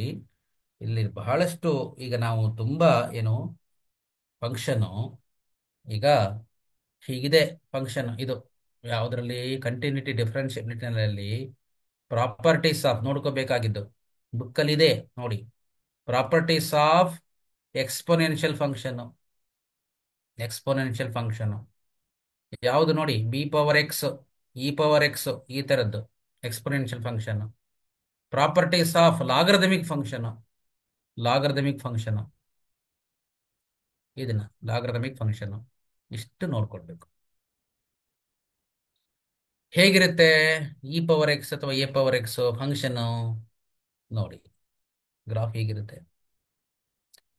ಈ function cut the y axis at 0,1 ಅಲ್ಲಿ ಕಟ್ ಮಾಡುತ್ತೆ ನೋಡಿ. ಈಗ ಇದು ಇನ್ಕ್ರೀಸಿಂಗ್ ಫಂಕ್ಷನ್ ಮತ್ತೆ ಕಂಟಿನ್ಯೂಸ್ ಫಂಕ್ಷನ್ ನೋಡಿ. ಇದರ ರಿಲೇಟೆಡ್ ಆಗಿ ಇಲ್ಲಿದೆ ಒಂದು problem. If the function f(x) = a⁴x, domain is -∞ to +∞. It is continuous function and differentiable at x = 0 ಅಂತ. ಸೊ ಈ ತರ ಪ್ರಾಬ್ಲಮ್. ನಾನು ಉತ್ತರ ಹೇಳಲಿಕ್ಕೆ ಹೋಗಲ್ಲ ನೋಡಿ. ಇದೇ ಫಂಕ್ಷನು ಹೀಗೆ ಕೊಡ್ಬೋದು. ನಾನು ಸ್ವಲ್ಪ ಪರ್ಯಾಯವಾಗಿ ಆಲ್ಟರ್ನೇಟಿವ್ ಆಗಿ ಹೇಳ್ತೀನಿ. ಈಗ ನೋಡಿ, b⁴x ಅನ್ನೋದ್ರ ಬದಲು 10⁴x ಅಂತ ಕೊಡ್ಬೋದು. ಯಾಕಂದ್ರೆ b ಅನ್ನೋದು ಒಂದು ಎನಿ ಕಾನ್ಸ್ಟೆಂಟ್ y ಅಂತ ಇಟ್ಕೊಳ್ಳೋಣ. Statement 1, okay, domain of the function is -∞ to +∞. Then statement 2, range of the function is -∞ to +∞. ಆಮೇಲೆ third one, so f is continuous function. Continuous function which one is correct ಅಂತ ಬಂದಾಗ, actually domain ಈ figure ನೋಡಿದ್ರೆ ಗೊತ್ತಾಗುತ್ತೆ. Domain -∞ ಇಂದ +∞ ವರೆಗೆ ನೋಡಿ. ಈ ಫಿಗರು ಇಲ್ಲಿಂದ -∞ ಇಂದ +∞ ವರೆಗೆ ಹೋಗ್ತಾ ಇದೆ ಹೀಗೆ. ಇದು ಏನೇ ಇರಲಿ ಎಕ್ಸ್ಪೋನೆನ್ಷಿಯಲ್ ಫಂಕ್ಷನ್ ಹೀಗೆ ಇರೋದು. ಆಮೇಲೆ ರೇಂಜ್ -∞ to +∞. ನೋಡಿ, -∞ to +∞ ರೇಂಜ್ ಅಂದ್ರೆ y ಆಕ್ಸಿಸ್. y ಆಕ್ಸಿಸ್ ನೋಡಿ, ಇದು range r is a function from r to r ಅಂತ ತಗೊಂಡ್ರೆ, real number two real number ಅಂತ ತಗೊಂಡ್ರೆ, ಈಗ ನೋಡಿ -∞ to +∞ ಅಂತ ತಗೊಂಡ್ರೆ ನೋಡಿ, ಗ್ರಾಫ್ ಬರೀ ಅಬೌವ್ ದ x ಆಕ್ಸಿಸ್ ಇದೆ. ಅಂದ್ರೆ 0 to ∞ ಮಾತ್ರ ಇದೆ. ಸೊ ಕೆಳಗಡೆ ಇಲ್ಲ, ಬಿಲೋ ದ x ಆಕ್ಸಿಸ್ ಇಲ್ಲ. ಹಂಗಾಗಿ ಆಪ್ಷನ್ ಸ್ಟೇಟ್ಮೆಂಟ್ 2 ತಪ್ಪಾಗತ್ತೆ. ಕಂಟಿನ್ಯೂಸ್ ಫಂಕ್ಷನ್ ಹೌದು, ಎಲ್ಲೂ ಬ್ರೇಕ್ ಇಲ್ಲ ಇಲ್ಲಿ. ಸೊ ಆಪ್ಷನ್ ಸ್ಟೇಟ್ಮೆಂಟ್ 1 ಮತ್ತೆ 3 ಸರಿ ಆಗುತ್ತೆ. ಅದೇ ತರ ಇದನ್ನು ನೋಡಿ, ಕಂಟಿನ್ಯೂಸ್ ಫಂಕ್ಷನ್ ಡಿಫರೆನ್ಷಿಯಬಲ್ ಆಗತ್ತಾ? 1, 2 and 3 ಹೌದು, ಡಿಫರೆನ್ಷಿಯಬಲ್ ಫಂಕ್ಷನ್ ಹೌದು, ಕಂಟಿನ್ಯೂಸ್ ಫಂಕ್ಷನ್ ಹೌದು, ಡೊಮೈನು ಆಗುತ್ತೆ 1, 2, 3 ಹೀಗೆ. ಈ ತರದ್ರಲ್ಲಿ ಇದನ್ನ ಏನು ಟ್ವಿಸ್ಟ್ ಮಾಡ್ತಾರೆ. ಓಕೆ, ಸೊ ಈಗ ನೋಡಿ, f(x) = ಮಾಡ್ಯುಲಸ್ ಆಫ್ x - 2 ಅದು ಫಂಕ್ಷನ್ ಏನು? ಡಿಫರೆನ್ಷಿಯಬಲ್ ಕಂಟಿನ್ಯೂಸ್ ಈ ತರದನ್ನ ಒಂದಿಷ್ಟು ಪ್ರಾಕ್ಟೀಸ್ ಮಾಡ್ಕೊಡಿ ನೋಡಿ. So if the function f(x) 10⁴x, domain, range, continuous function, ಈ ತರದ ಒಂದಿಷ್ಟು ಐಡಿಯಾಸ್ಗಳನ್ನ ನೋಡ್ಕೊಳ್ಳಿ ನೋಡಿ. f(x) is x - 2, modulus of x - 2. Actually graph ಬರೆದ್ರೆ modulus of x minus two ಇದು 1 ಆಗತ್ತಾ, ಇದು 2, ಇದು modulus of x minus two, ಇದು modulus of x minus two. This is the ನೋಡಿ, ಈ function continuous at x equals to ನಾ ಸರಿ. Two statement. F of x is differentiable at x equal 0. ಹೌದು, ಡಿಫರೆನ್ಷಿಯಬಲ್ ಎಟ್ ಎಕ್ಸ್ ಇಕ್ವಲ್ 0 ಸರಿ. ಆದ್ರೆ not differentiable at X is equal to 2. Differentiable x equals 2 ಆಗಲ್ಲ. ಹಂಗಾಗಿ ಇದು ನೋಡಿ, ಕ್ವಶನ್ ಸ್ವಲ್ಪ ಟ್ವಿಸ್ಟ್ ಮಾಡಿದ್ದಾರೆ. F of x is differentiable at x equal 0 ಅಂತ ಕೊಟ್ಬಿಟ್ಟಿದ್ದಾರೆ. ಆದ್ರೆ ಎಕ್ಸ್ ಇಕ್ವಲ್ಸ್ 2 ನಲ್ಲಿ ಮಾತ್ರ ಡಿಫರೆನ್ಷಿಯಬಲ್ ಆಗಲ್ಲ. 0 ಇಲ್ಲಿರೋದು 0. ಇಲ್ಲಿ ಫಂಕ್ಷನ್ ಇದು ಡಿಫರೆನ್ಷಿಯಬಲ್ ಇದು, ಯಾಕೆಂದ್ರೆ ಅದು ಕಂಟಿನ್ಯೂಸ್ ಇದೆ ಮತ್ತೆ ಎಲ್ಲೂ ಬ್ರೇಕ್ ಇಲ್ಲ. ನೋಡಿ, ಯಾವಾಗ ಒಂದು ಫಂಕ್ಷನ್ ನಾನ್ ಡಿಫರೆನ್ಷಿಯಬಲ್ ಆಗುತ್ತೆ, ಡಿಫರೆನ್ಷಿಯಬಲ್ ಆಗಲ್ಲ ಅಂತಂದ್ರೆ ಈ ತರ ಇದ್ದಾಗ. ಯಾವ ಪಾಯಿಂಟ್ ಅಲ್ಲಿ ನೋಡಿ, ಈ ತರ ನೋಡಿ, ಹೀಗಿರುತ್ತಲ್ಲ, ಈ ತರ ಕಾರ್ನರ್ ಪಾಯಿಂಟ್ ಇದ್ರೆ ಇಲ್ಲಿ ಈ ಪಾಯಿಂಟ್ ಅಲ್ಲಿ ಡಿಫರೆನ್ಷಿಯಬಲ್ ಆಗಲ್ಲ. ಸೊ ಎಕ್ಸ್ ಇಕ್ವಲ್ಸ್ 2 ನಲ್ಲಿ ಇದು ಕಾರ್ನರ್ ಪಾಯಿಂಟ್. ಈ ಎಫ್ ಆಫ್ ಎಕ್ಸ್ ಮಾಡ್ ಆಫ್ ಎಕ್ಸ್ ಮೈನಸ್ 2 ಇಲ್ಲಿ ಡಿಫರೆನ್ಷಿಯಬಲ್ ಆಗಲ್ಲ. ಡಿಫರೆನ್ಷಿಯಬಲಿ ಅಂತಂದ್ರೆ ಅರ್ಥ ಕಾರ್ನರ್ ಪಾಯಿಂಟ್ ಇರಬಾರ್ದು, ಬ್ರೇಕ್ ಇರಬಾರ್ದು, ಮತ್ತೆ ಯಾವ ತರ ವರ್ಟಿಕಲ್ ಟ್ಯಾಂಜೆಂಟ್ಸ್ ಇರಬಾರ್ದು. ಸೊ ಇವೆಲ್ಲ ಇಂಪಾರ್ಟೆಂಟ್ ನೋಡಿ. ಈ ತರ ಫಂಕ್ಷನ್ ಹೀಗಿದ್ರೆ ಈ ಪಾಯಿಂಟ್ ಅಲ್ಲಿ ಡಿಫರೆನ್ಷಿಯಬಲ್ ಆಗಲ್ಲ. ಯಾಕೆ ಅಂತಂದ್ರೆ ಡಿಫರೆನ್ಷಿಯಬಿಲಿಟಿ ಅಂತಂದ್ರೆ ಡಿರೈವೇಟಿವ್ ಅಂತಂದ್ರೆ ಸ್ಲೋಪ್ ಆಫ್ ದ ಟ್ಯಾಂಜೆಂಟ್. ಈ ಪಾಯಿಂಟ್ ಅಲ್ಲಿ ಟ್ಯಾಂಜೆಂಟ್ ಅನ್ನ 2 ಟ್ಯಾಂಜೆಂಟ್ ಅನ್ನ ಡ್ರಾ ಮಾಡಬಹುದು. ಆದ್ರೆ ಒಂದು ಪಾಯಿಂಟ್ಗೆ ಒಂದೇ ಟ್ಯಾಂಜೆಂಟ್ ಅನ್ನೋದು ನಮ್ಮಲ್ಲಿ ಹೇಳ್ತಾ ಇರೋದು ಅದನ್ನ. ಹಾಗಾಗಿ dy ಬೈ ಡಿ ಎಕ್ಸ್ ಅಂದ್ರೆ ಸ್ಲೋಪ್ ಆಫ್ ದ ಟ್ಯಾಂಜೆಂಟ್ ಅಂತ, ಅಥವಾ ಯೂನಿಕ್ ಟ್ಯಾಂಜೆಂಟ್. ಎಲ್ಲಿ ಯೂನಿಕ್ ಟ್ಯಾಂಜೆಂಟ್ ಬರೋದಿಲ್ವೋ, ಯೂನಿಕ್ ಅಂದ್ರೆ ಒನ್ಲಿ 1 ಟ್ಯಾಂಜೆಂಟ್ ಬರೋದಿಲ್ವೋ, ಅಲ್ಲಿ ಫಂಕ್ಷನ್ ಡಿಫರೆನ್ಷಿಯಬಲ್ ಆಗಲ್ಲ ಅಂತ. ಇದು ಮುಖ್ಯ. ಸೊ ಈ ತರದ ಐಡಿಯಾಸ್ಗಳನ್ನ ನಾವು ಇಟ್ಕೊಂಡು ಕಂಟಿನ್ಯೂಟಿ ಡಿಫರೆನ್ಷಿಯಬಿಲಿಟಿನ ನೋಡಬೇಕು. ಇದು ಈಗ ನೋಡಿ, derivative of sine inverse x exists in the interval -1 to +1 ಅಲ್ಲ, ಕ್ಲೋಸ್ಡ್ ಇಂಟರ್ವಲ್. ಇದು ಓಪನ್ ಇಂಟರ್ವಲ್ -1 to +1. ಈ ತರ ಟ್ಯಾನ್ ಇನ್ವರ್ಸ್ ಎಕ್ಸ್ ಯಾವಾಗ ಎದ್ರಲ್ಲಿ ಎಕ್ಸಿಸ್ಟ್ ಆಗುತ್ತೆ, ರಿಯಲ್ ನಂಬರ್ ಎಲ್ಲಾ ರಿಯಲ್ ನಂಬರ್ ಎಕ್ಸಿಸ್ಟ್ ಆಗುತ್ತೆ. Cos inverse x f dash x is -1/√1 - x². Then the domain of f dash x -1 to +1. 1 ಹಾಕಿದ್ರೆ 0 ಆಗುತ್ತೆ ಕ್ಲೋಸ್ಡ್ ಇಂಟರ್ವಲ್, ಹಂಗಾಗಿ ಓಪನ್ ಇಂಟರ್ವಲ್ ಇದೆ. ಸೊ ಇವೆಲ್ಲ ಒಂದಿಷ್ಟು ನಾವು ನೋಡ್ಬೇಕು, ಯಾಕಂದ್ರೆ ಇದು ಫಿಲ್ ಇನ್ ದ ಬ್ಲಾಂಕ್ಸ್ ಅಲ್ಲಿ ಎಲ್ಲರೂ ಒಂದ್ ಕಡೆ ಬರುತ್ತೆ. ಇದು ಈ ಐಡಿಯಾಸ್ ಗಳನ್ನ ಒಂದಿಷ್ಟು ನೋಡ್ಕೊಳ್ಳಿ. ಯಾವ್ದ್ರಲ್ಲಿ? Continuity differentiability. ಆಮೇಲೆ ನೋಡಿ, properties of logarithmic function use ಮಾಡ್ಕೊಂಡು ನೋಡಿ, log of log x to the base 7 ಈ ತರದ್ದು. ಲಾಗ್ ಆಫ್ ಲಾಗ್ ಎಕ್ಸ್ ಅಂದ್ರೆ ಏನು? 10⁻x ಈ ತರದ್ದು ನೋಡಿ. ಮತ್ತೆ ಚೈನ್ ರೂಲ್ ನೋಡಿ, ಈ ತರನು ಅಷ್ಟೇ. F of x is 2x, g of x is x²/2 +1. ಯಾವುದು discontinuous function? Sum of the function discontinuous ಆಗುತ್ತಾ? Product of the function discontinuous ಆಗುತ್ತಾ? ಆಕ್ಚುಲಿ ಎರಡು ಫಂಕ್ಷನ್ ಕಂಟಿನ್ಯೂಸ್ ಆಗಿದ್ರೆ ಸಮ್ಮು, ಪ್ರಾಡಕ್ಟು ಮತ್ತೆ ಡಿಫರೆನ್ಸ್ ಕಂಟಿನ್ಯೂಸ್ ಆಗ್ಬಿಡುತ್ತೆ. ಆದ್ರೆ ಒಂದೇ ಒಂದು ಎಕ್ಸೆಪ್ಷನಲ್ ಕೇಸಸ್ ಅಂದ್ರೆ ಡಿವಿಷನ್. ಸೊ ಇದು ಆಗಲ್ಲ, division is not possible, discontinuous ಆಗ್ಬಿಡುತ್ತೆ ಎಲ್ಲೋ ಒಂದು ಪಾಯಿಂಟ್ ಅಲ್ಲಿ. ಇವೆಲ್ಲ ನೋಡ್ಕೋಬೇಕು. ಇನ್ನು ಅಪ್ಲಿಕೇಶನ್ ಆಫ್ ಡೆರಿವೇಟಿವ್ ನಲ್ಲಿ ಸಾಮಾನ್ಯವಾಗಿ ಏನಿದೆ, ಈ ರೇಟ್ ಚೇಂಜ್ ಇದೆಯಲ್ಲ, ಅದನ್ನ 1 ಮಾರ್ಕ್ ಕೇಳ್ತಾರೆ. ಅಂದ್ರೆ rate of change of area of the circle, area of the rectangle, ಮತ್ತೆ ಟೋಟಲ್ ರೆವಿನ್ಯೂ. ಈ ತರದ ಪ್ರಾಬ್ಲಮ್ ಅನ್ನು ಫಿಲ್ ಇನ್ ದ ಬ್ಲಾಂಕ್ಸ್ ಅಲ್ಲಿ ಕೇಳ್ಬೋದು. ಟೋಟಲ್ ರೆವಿನ್ಯೂ, ಮಾರ್ಜಿನಲ್ ರೆವಿನ್ಯೂ ಏನು, ಈ ತರದ್ದನ್ನ ಅದು ನೋಡ್ಕೊಳ್ಳಿ. ಮತ್ತೆ ಪಾಯಿಂಟ್ ಆಫ್ ಇನ್ಫ್ಲೆಕ್ಷನ್ ಏನು? y is equal to x³ ಗೆ 0,0, x = 0 is the point of inflection. So ಈ ತರ ಯಾವ ಪಾಯಿಂಟ್ ಅಲ್ಲಿ, ಯಾವ ಇಂಟರ್ವಲ್ ಅಲ್ಲಿ ಫಂಕ್ಷನ್ sin x ಇನ್ಕ್ರೀಸಿಂಗ್ ಆಗಿದೆ, ಡಿಕ್ರೀಸಿಂಗ್ ಆಗಿದೆ, ಈ ತರ. ಮತ್ತೆ local minimum value of function f of X 3+x book ಅಲ್ಲಿ ಇದೆ. ಈ ತರದ್ದು ನೋಡಿ, ಎಕ್ಸ್ ಬಿಲಾಂಗ್ಸ್ ಟು ನೋಡಿ, maximum value of the function f of X X belong closed interval ಇದ್ರೆ ನೋಡಿ, ಇದು ಓಪನ್ ಇಂಟರ್ವಲ್ ಇದ್ರೆ maximum value minimum value exist ಆಗಲ್ಲ. ಇಲ್ಲಿ ಕೊಟ್ಟಿರೋದು ಕ್ಲೋಸ್ಡ್ ಇಂಟರ್ವಲ್, ಅರ್ಥ ಮಾಡ್ಕೊಳ್ಳಿ. ಒಂದ್ ವೇಳೆ ಇದೇ ಪ್ರಾಬ್ಲಮ್ ಅನ್ನ 0,1 ಓಪನ್ ಇಂಟರ್ವಲ್ ಕೊಟ್ರೆ option D is the correct choice. But ಇಲ್ಲಿ ಏನಾಗಿದೆ, ಕ್ಲೋಸ್ಡ್ ಇಂಟರ್ವಲ್ ಕೊಟ್ಟಿರೋದ್ರಿಂದ ಎಕ್ಸ್ ಅಂದ್ರೆ ಮ್ಯಾಕ್ಸಿಮಮ್ ವ್ಯಾಲ್ಯೂ 1 ಬರುತ್ತೆ. ಅಂದ್ರೆ x = 1 ಹಾಕಿದ್ರೆ 1 is the maximum value. This choice is the correct choice. ಹೀಗೆ ನಾನಿಲ್ಲಿ ಈ ಪ್ರಶ್ನೆಗೆ ಉತ್ತರ ಎಲ್ಲ ಹೇಳಲಿಕ್ಕೆ ಸಾಧ್ಯ ಇಲ್ಲ. ಒಂದಿಷ್ಟು ಸಜೆಷನ್ಸ್, ಹಿಂಟ್ಸ್ ಅನ್ನ ಕೊಡ್ತಾ ಇದ್ದೀನಿ. ಅಂದ್ರೆ ಈ ತರದನ್ನ ನೋಡ್ಕೋಬೇಕು. ಅದನ್ನ ನಿಮ್ಮ ಏನು ಟೀಚರ್ಸ್ ಮತ್ತು lecturers will help you. So ಅದನ್ನ ಗಮನದಲ್ಲಿ ಇಟ್ಕೊಳ್ಳಿ, ಅಂದ್ರೆ ಯಾವ ತರದ ವೆರೈಟಿ ಬರುತ್ತೆ ಅಂತ.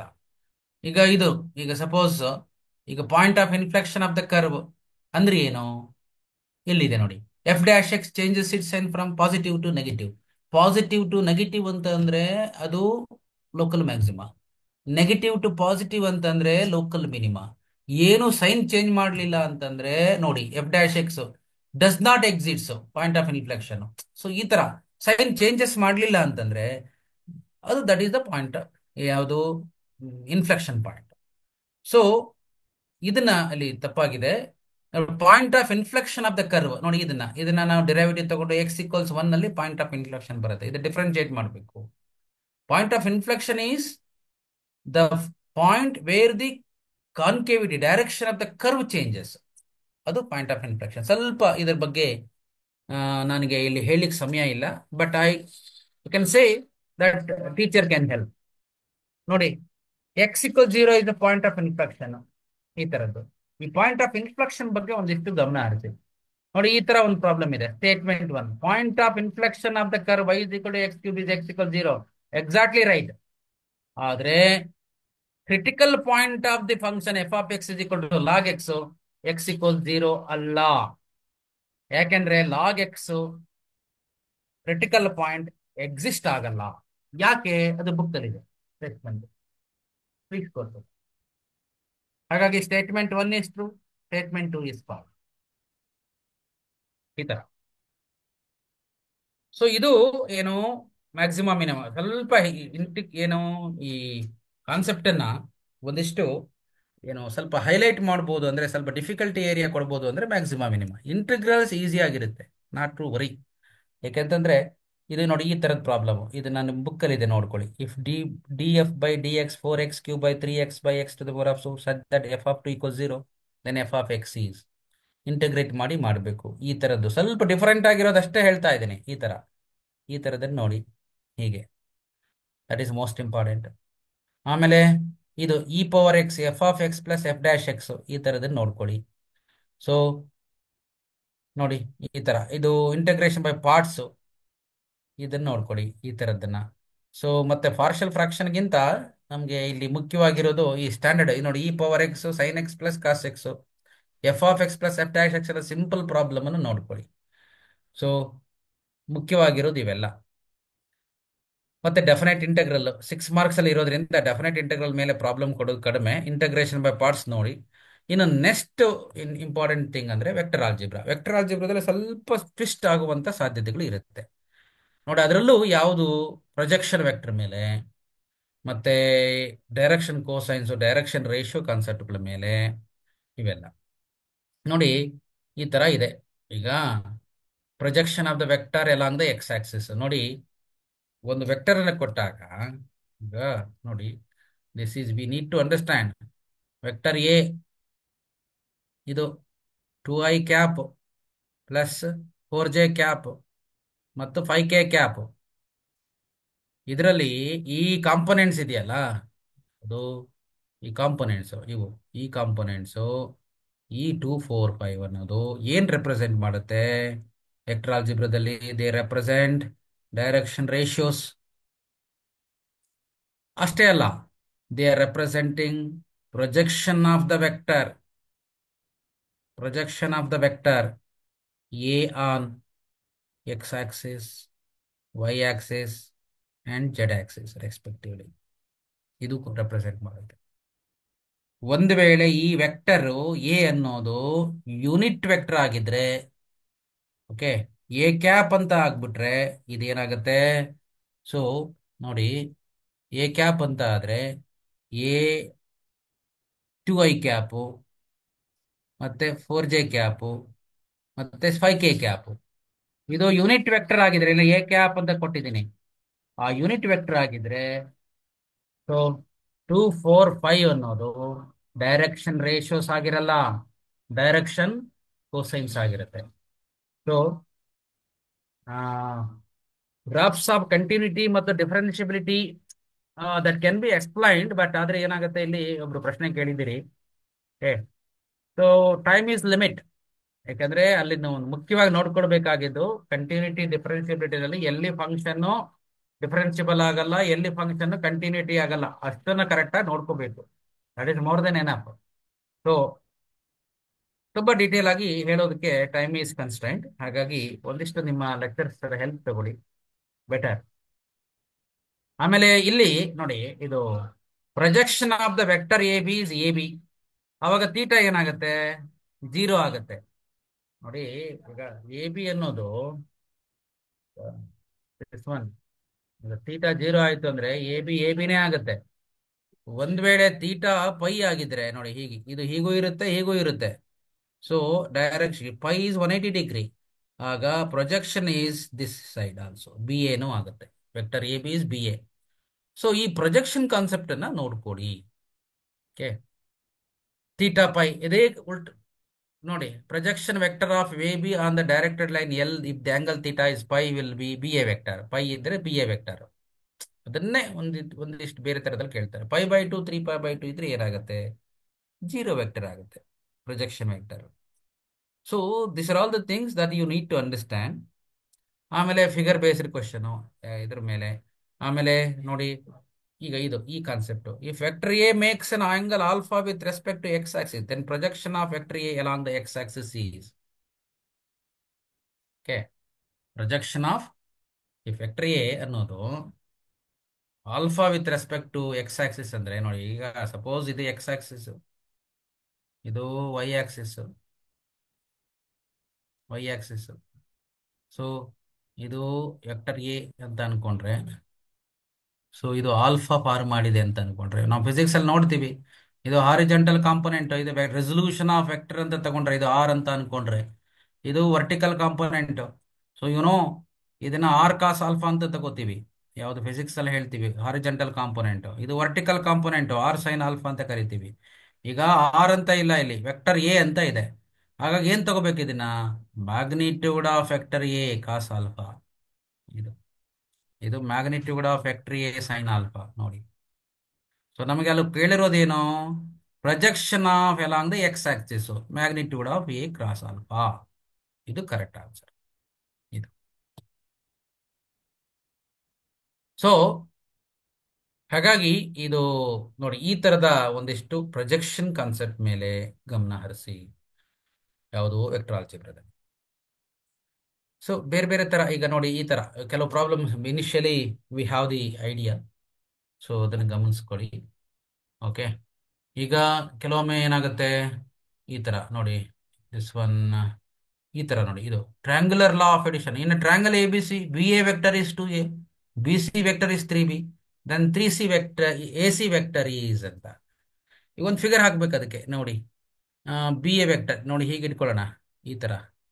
ಸೊ ಒಂದು ಈಗ ಸಪೋಸ್ ಹೀಗೆ ಇಟ್ಕೊಳ್ಳೋಣ, ಬಿ ಎ ವೆಕ್ಟರ್, ಓಕೆ, ಮತ್ತು ಇದು ಸಿ ಅಂತ ಇಟ್ಕೊಳ್ಳೋಣ. ಅವ್ರೇನ್ ಮಾಡಿದ್ದಾರೆ, B A vector is 2a, B A vector ಅಂದ್ರೆ ಹೀಗೆ, ಇದು ಹೀಗೆ ಕೊಟ್ಟಿದ್ದಾರೆ, 2a ಅಂತ ವೆಕ್ಟರ್ ಅಂತ ಕೊಟ್ಟಿದ್ದಾರೆ. ಬಿ ಸಿ ವೆಕ್ಟರ್ ಏನಂತ ಕೊಟ್ಟಿದ್ದಾರೆ, ಹೀಗೆ ಕೊಟ್ಟಿದ್ದಾರೆ, ಇದು ಏನಂತ 3b ವೆಕ್ಟರ್ ಅಂತ ಕೊಟ್ಟಿದ್ದಾರೆ. ಓಕೆ, ಹಾಗಾದ್ರೆ ಎ ಸಿ ವೆಕ್ಟರ್ ಏನು? ಈ ಡೈರೆಕ್ಷನ್ ಇದು ಏನು? Use the triangular law. Good problem. ಎಷ್ಟರ ಮಟ್ಟಿಗೆ ಟ್ರ್ಯಾಂಗುಲರ್ ಲಾನ ಯೂಸ್ ಮಾಡ್ಕೊಂಡಿದ್ದೀರಿ ಅನ್ನೋದ್ರ ಮೇಲೆ ಡಿಪೆಂಡ್. ಸೊ ಆಪ್ಷನ್ ಇದೆ ಅಲ್ಲಿ. ಸೊ ಹಾಗಾದ್ರೆ ಹೇಗೆ ಬರಿಬೇಕು? ಟ್ರ್ಯಾಂಗುಲರ್ ಲಾ ಯೂಸ್ ಮಾಡಬೇಕು. ಎ ಸಿ ವೆಕ್ಟರ್ ಹೇಗೆ ಬರಿಬಹುದು? That is to be return as A B vector plus B C vector. ನೋಡಿ, ಈ ಟ್ರ್ಯಾಂಗುಲರ್ ಲಾ ಬರಿಬೇಕಾದ್ರೆ ಹೇಗೆ ಬರಿಬೇಕು? ಬಿ ಮತ್ತೆ ಬಿ ಕೋಯಿನ್ಸೈಡ್ ಆಗಬೇಕು, ಎ ಸಿ ವೆಕ್ಟರ್ ಬರಬೇಕು. ಬಟ್ ನಮಗೆ ಎ ಬಿ ವೆಕ್ಟರ್ನ ಕೊಟ್ಟಿಲ್ಲ ಅವರು. A B vector how do you write? Minus B A vector, B A vector ಕೊಟ್ಟಿದ್ದಾರೆ ಅವರು, plus B C vector. So B A minus B A vector is minus B A vector ಏನಾಗುತ್ತೆ? 2a vector. So B C vector ಏನಾಗುತ್ತೆ? 3b vector. ಅಲ್ಲಿಗೆ ಏನಾಯ್ತು? 3b minus 2a vector. This is the choice. ಅದು A C vector. This is how we can take. So ಆಮೇಲೆ ಈ concept I dot J ಕ್ರಾಸ್ಗೆ ಈ ತರದ್ದು, ಅದನ್ನೇ ಬುಕ್ಕಲ್ಲಿ ಸ್ವಲ್ಪ ಚೇಂಜಸ್ ಇದೆ, ಆ ತರದ್ ನೋಡ್ಕೋಬೇಕು. ಡಿಫರೆನ್ಷಿಯಲ್ ಇಕ್ವೇಶನ್ ಅಲ್ಲಿ ಇಂಟಿಗ್ರೇಟಿಂಗ್ ಫ್ಯಾಕ್ಟರ್, ಈ sum of the order and degree of the differential equation ಏನಾಗುತ್ತೆ, ಡಿಗ್ರಿನ ಮತ್ತು ಆರ್ಡರ್ ಅನ್ನ ನೋಡ್ಕೋಬೇಕು. ಅಂದ್ರೆ ಆರ್ಡರ್ ಡಿಗ್ರಿ ಗೊತ್ತಿರಬೇಕು. ಆಮೇಲೆ number of arbitrary constant in the general solution. ಈಗ ಫೋರ್ತ್ ಆರ್ಡರ್ ಡಿಫರೆನ್ಷಿಯಲ್ ಇಕ್ವೇಶನ್ ಆಗಿದ್ರೆ ಆರ್ಬಿಟ್ರರಿ ಕಾನ್ಸ್ಟೆಂಟ್ 4 ಇರುತ್ತೆ. ಥರ್ಡ್ ಆರ್ಡರ್ ಡಿಫರೆನ್ಷಿಯಲ್ ಇಕ್ವೇಶನ್ ಆಗಿದ್ರೆ ಆರ್ಬಿಟ್ರರಿ ಕಾನ್ಸ್ಟೆಂಟ್ 3 ಇರುತ್ತೆ. ಸೊ ಹೀಗೆ ಈ ತರ. ಮತ್ತೆ sum of the order and degree of the differential equation ಇವಿಷ್ಟು ಗಮನದಲ್ಲಿ ಇಟ್ಕೊಳ್ಬೇಕು. ಸೊ 3D ಜಾಮೆಟ್ರಿನಲ್ಲಿ ಡೈರೆಕ್ಷನ್ ಕೋಸೈನ್ಸ್, ಡೈರೆಕ್ಷನ್ ರೇಷಿಯೋಸ್ ಮೇಲೆ, direction cosines of x axis ಮೇಲೆ, ಮತ್ತೆ ಕಾರ್ಟೇಶಿಯನ್ ಇಕ್ವೇಶನ್ ಆಫ್ ಲೈನ್ ಕೊಟ್ಟಿರ್ತಾರೆ, ವೆಕ್ಟರ್ ಫಾರ್ಮ್ ಅಲ್ಲಿ ಬರೀರಿ ಅಂತ. ಮತ್ತು direction cosines of the negative z axis ಏನಾಗುತ್ತೆ, ಮತ್ತು ಎರಡು ಲೈನ್ಸ್ ಪ್ಯಾರಲಲ್ ಆಗಿದ್ರೆ ಕೆ ವ್ಯಾಲ್ಯೂ ಏನಾಗುತ್ತೆ, ಎರಡು ಲೈನ್ಸ್ ಪರ್ಪೆಂಡಿಕ್ಯುಲರ್ ಆಗಿದ್ರೆ ಕೆ ವ್ಯಾಲ್ಯೂ ಏನಾಗುತ್ತೆ, ಇಷ್ಟನ್ನ ಅಲ್ಲಿ ಕಾನ್ಸಂಟ್ರೇಟ್ ಮಾಡಬೇಕು ಎಲ್ಲಿ 3D ಜಾಮೆಟ್ರಿನಲ್ಲಿ. ಪ್ರೊಬಾಬಿಲಿಟಿನಲ್ಲಿ properties of conditional probability, conditional probability ಮೇಲೆ ಕ್ವಶನ್ ಜಾಸ್ತಿ ಇರುತ್ತೆ. ಮತ್ತೆ ಇಲ್ಲಿ ನೋಡಿ ಈ ತರದ್ದು ಕಂಡೀಷನಲ್ ಪ್ರೊಬಾಬಿಲಿಟಿ ಮೇಲೆ ಒಂದು ಕಾನ್ಸೆಪ್ಟ್ಗಳಿದೆ ಎಲ್ಲಿ, ಇದು ಏನು E dash by F plus E of E by F, ಇದು ಈ ತರದ್ದು. ಮತ್ತೆ ನೋಡಿ ಈಗ ಇದು ಈ ತರ, ಇದು ಮಲ್ಟಿಪ್ಲಿಕೇಶನ್ ಥಿಯರಮ್ ಆನ್ ಪ್ರೊಬಾಬಿಲಿಟಿ ಮೇಲೆ ಒಂದು ಕ್ವಶನ್ ಇದ್ದೇ ಇರುತ್ತೆ MCQ ನಲ್ಲಿ. ಮತ್ತೆ ಮಲ್ಟಿಪ್ಲಿಕೇಶನ್ ಥಿಯರಮ್ ಆನ್ ಪ್ರೊಬಾಬಿಲಿಟಿ.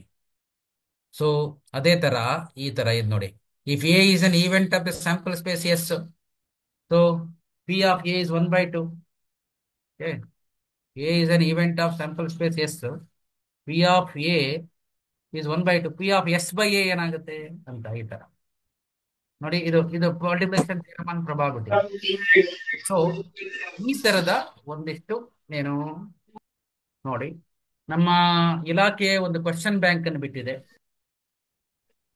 ನಮ್ಮ ಏನಿದೆ department of school education university question bank ನಿಮ್ಮ ಏನು ಬಿಟ್ಟಿದೆ, ನಿಮ್ಮ ವೆಬ್ಸೈಟ್ ಅಲ್ಲಿ ಅವೈಲಬಲ್ ಇದೆ. ಸಾಧ್ಯವಾದ್ರೆ ಅದನ್ನ ನೋಡಿ. That is available in the DPUE department ಅಲ್ಲಿ ಇದೆ. ಅದನ್ನ ಕ್ವಶನ್ ಬ್ಯಾಂಕ್ ಅಲ್ಲಿ ಕ್ವಶನ್ಸ್ ನೋಡೋದು ಬೇಡ, MCQ ನೋಡಿ. MCQ definitely will help you to get centum. That is a prestigious thing. ಯೋಚನೆ ಮಾಡಿ. ಸೊ ನಮಗೆ ಇಷ್ಟು ನಾವು ಒಂದಿಷ್ಟು ತಯಾರು ಮಾಡಿಕೊಂಡ್ರೆ ನಾವು ಖಂಡಿತವಾಗೂ ಕೂಡ ಏನೋ ಒಂದಿಷ್ಟು ಏನು ಪ್ರಯತ್ನಗಳನ್ನು ಮಾಡಿದ್ರೆ ಒಂದು 100ಕ್ಕೆ 100 ಅಂಕಗಳನ್ನು ತೆಗಿಬೋದು. ಪಾಸ್ ಆಗೋದು ದೊಡ್ಡ ವಿಷಯ ಅಲ್ಲ. ಪಾಸ್ ಆಗೋದು ನಮಗೆ ಪಾರ್ಟ್ ಡಿ ಅಂಡ್ ಇ ನಲ್ಲಿ ತುಂಬಾ ಇದೆ, ಅದರಲ್ಲೇ ನಾವು ತಯಾರಾಗ್ಬಿಡ್ಬೋದು. ಸ್ಕೋರಿಂಗ್ ಇಂಪಾರ್ಟೆಂಟ್, ಸ್ಕೋರ್ ಮಾಡೋದು ಗಮನ ಹರಿಸ್ಕೋಬೇಕು. ಸೊ ಅದರಲ್ಲಿ ಹೆಚ್ಚು ನೀವು ಒಂದಿಷ್ಟು ಒಂದು ಸಿದ್ಧತೆಯನ್ನು ಮಾಡ್ಕೊಳ್ಳಿ, ಮತ್ತು ಆ ಸಿದ್ಧತೆ ನಿಮಗೆ ನಿಮ್ಮ ಏನು ಅದೊಂದು ಒಂದು ಸಹಾಯ ಮಾಡುತ್ತೆ. ಅಂದರೆ ನೀವು ಒಂದು ಪ್ಲ್ಯಾಂಡ್ ಆಗಿ ಒಂದು ಸರಿಯಾದ ರೀತಿಯಲ್ಲಿ ಈಗೇನು ಸಜೆಷನ್ಸ್ ಮತ್ತು ಟಿಪ್ಸನ್ನು ತಗೊಂಡು ಸರಿಯಾದ ರೀತಿಯಲ್ಲಿ ತಯಾರಾದರೆ ಖಂಡಿತವಾಗೂ ಯು ವಿಲ್ ಗೆಟ್ ಸಕ್ಸಸ್ಫುಲ್ ಅನ್ನೋದು ನನ್ನ ಸಲಹೆಗಳು. ಮತ್ತೇನಾದ್ರು ಇದ್ದರೆ ನಿಮಗೆ ನೀವು ಯಾರಾದರೂ ಇದ್ದರೆ ಕೇಳ್ಬೋದು. ಒಂದು around 5 to 10 minutes I can discuss with you. So anything ಮತ್ತೇನಾದ್ರೂ ಇದ್ರೆ ನೀವು ಪ್ರಶ್ನೆಯನ್ನು ಕೇಳ್ಬೋದು. Mallikarjun sir.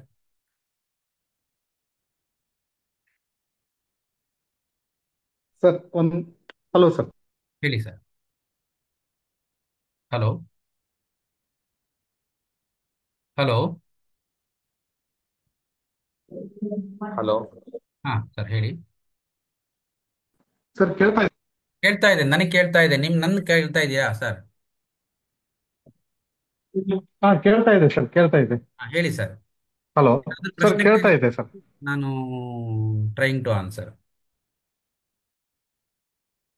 Sir graphs questions ಬರುತ್ತಲ್ಲ ಸರ್, ಫಿಗರ್ ಫಿಗರ್ ಬೇಸ್ಡ್ ಕ್ವಶನ್ಗಳು ಹಲೋ ಸರ್, ಇರುತ್ತೆ. ಅದು ಒಂದು ಕ್ವಶನ್ ಇರುತ್ತೆ, ಒಂದು ಕ್ವಶನ್. ಗ್ರಾಫ್ಸ್ ಕ್ವಶನ್ ಸ್ವಲ್ಪ ಎಕ್ಸ್ಪ್ಲೇನ್ ಮಾಡ್ಬೇಕಂತೆ ಸರ್.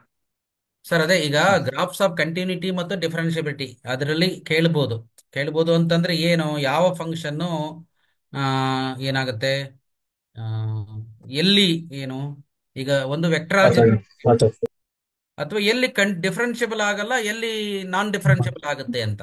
ಅದನ್ನ ಈಗಾಗಲೇ ನಾನು ಒಂದು ಗ್ರಾಫ್ ಅನ್ನು ತೋರಿಸಿ ಈಗ ಹೇಳಿದೆ. ಅದನ್ನ ಬೇಕಾದ್ರೆ ಒಂದು ಡಿಸ್ಕಸ್. ಓಕೆ, ಈಗ ಒನ್ ಮಿನಿಟ್.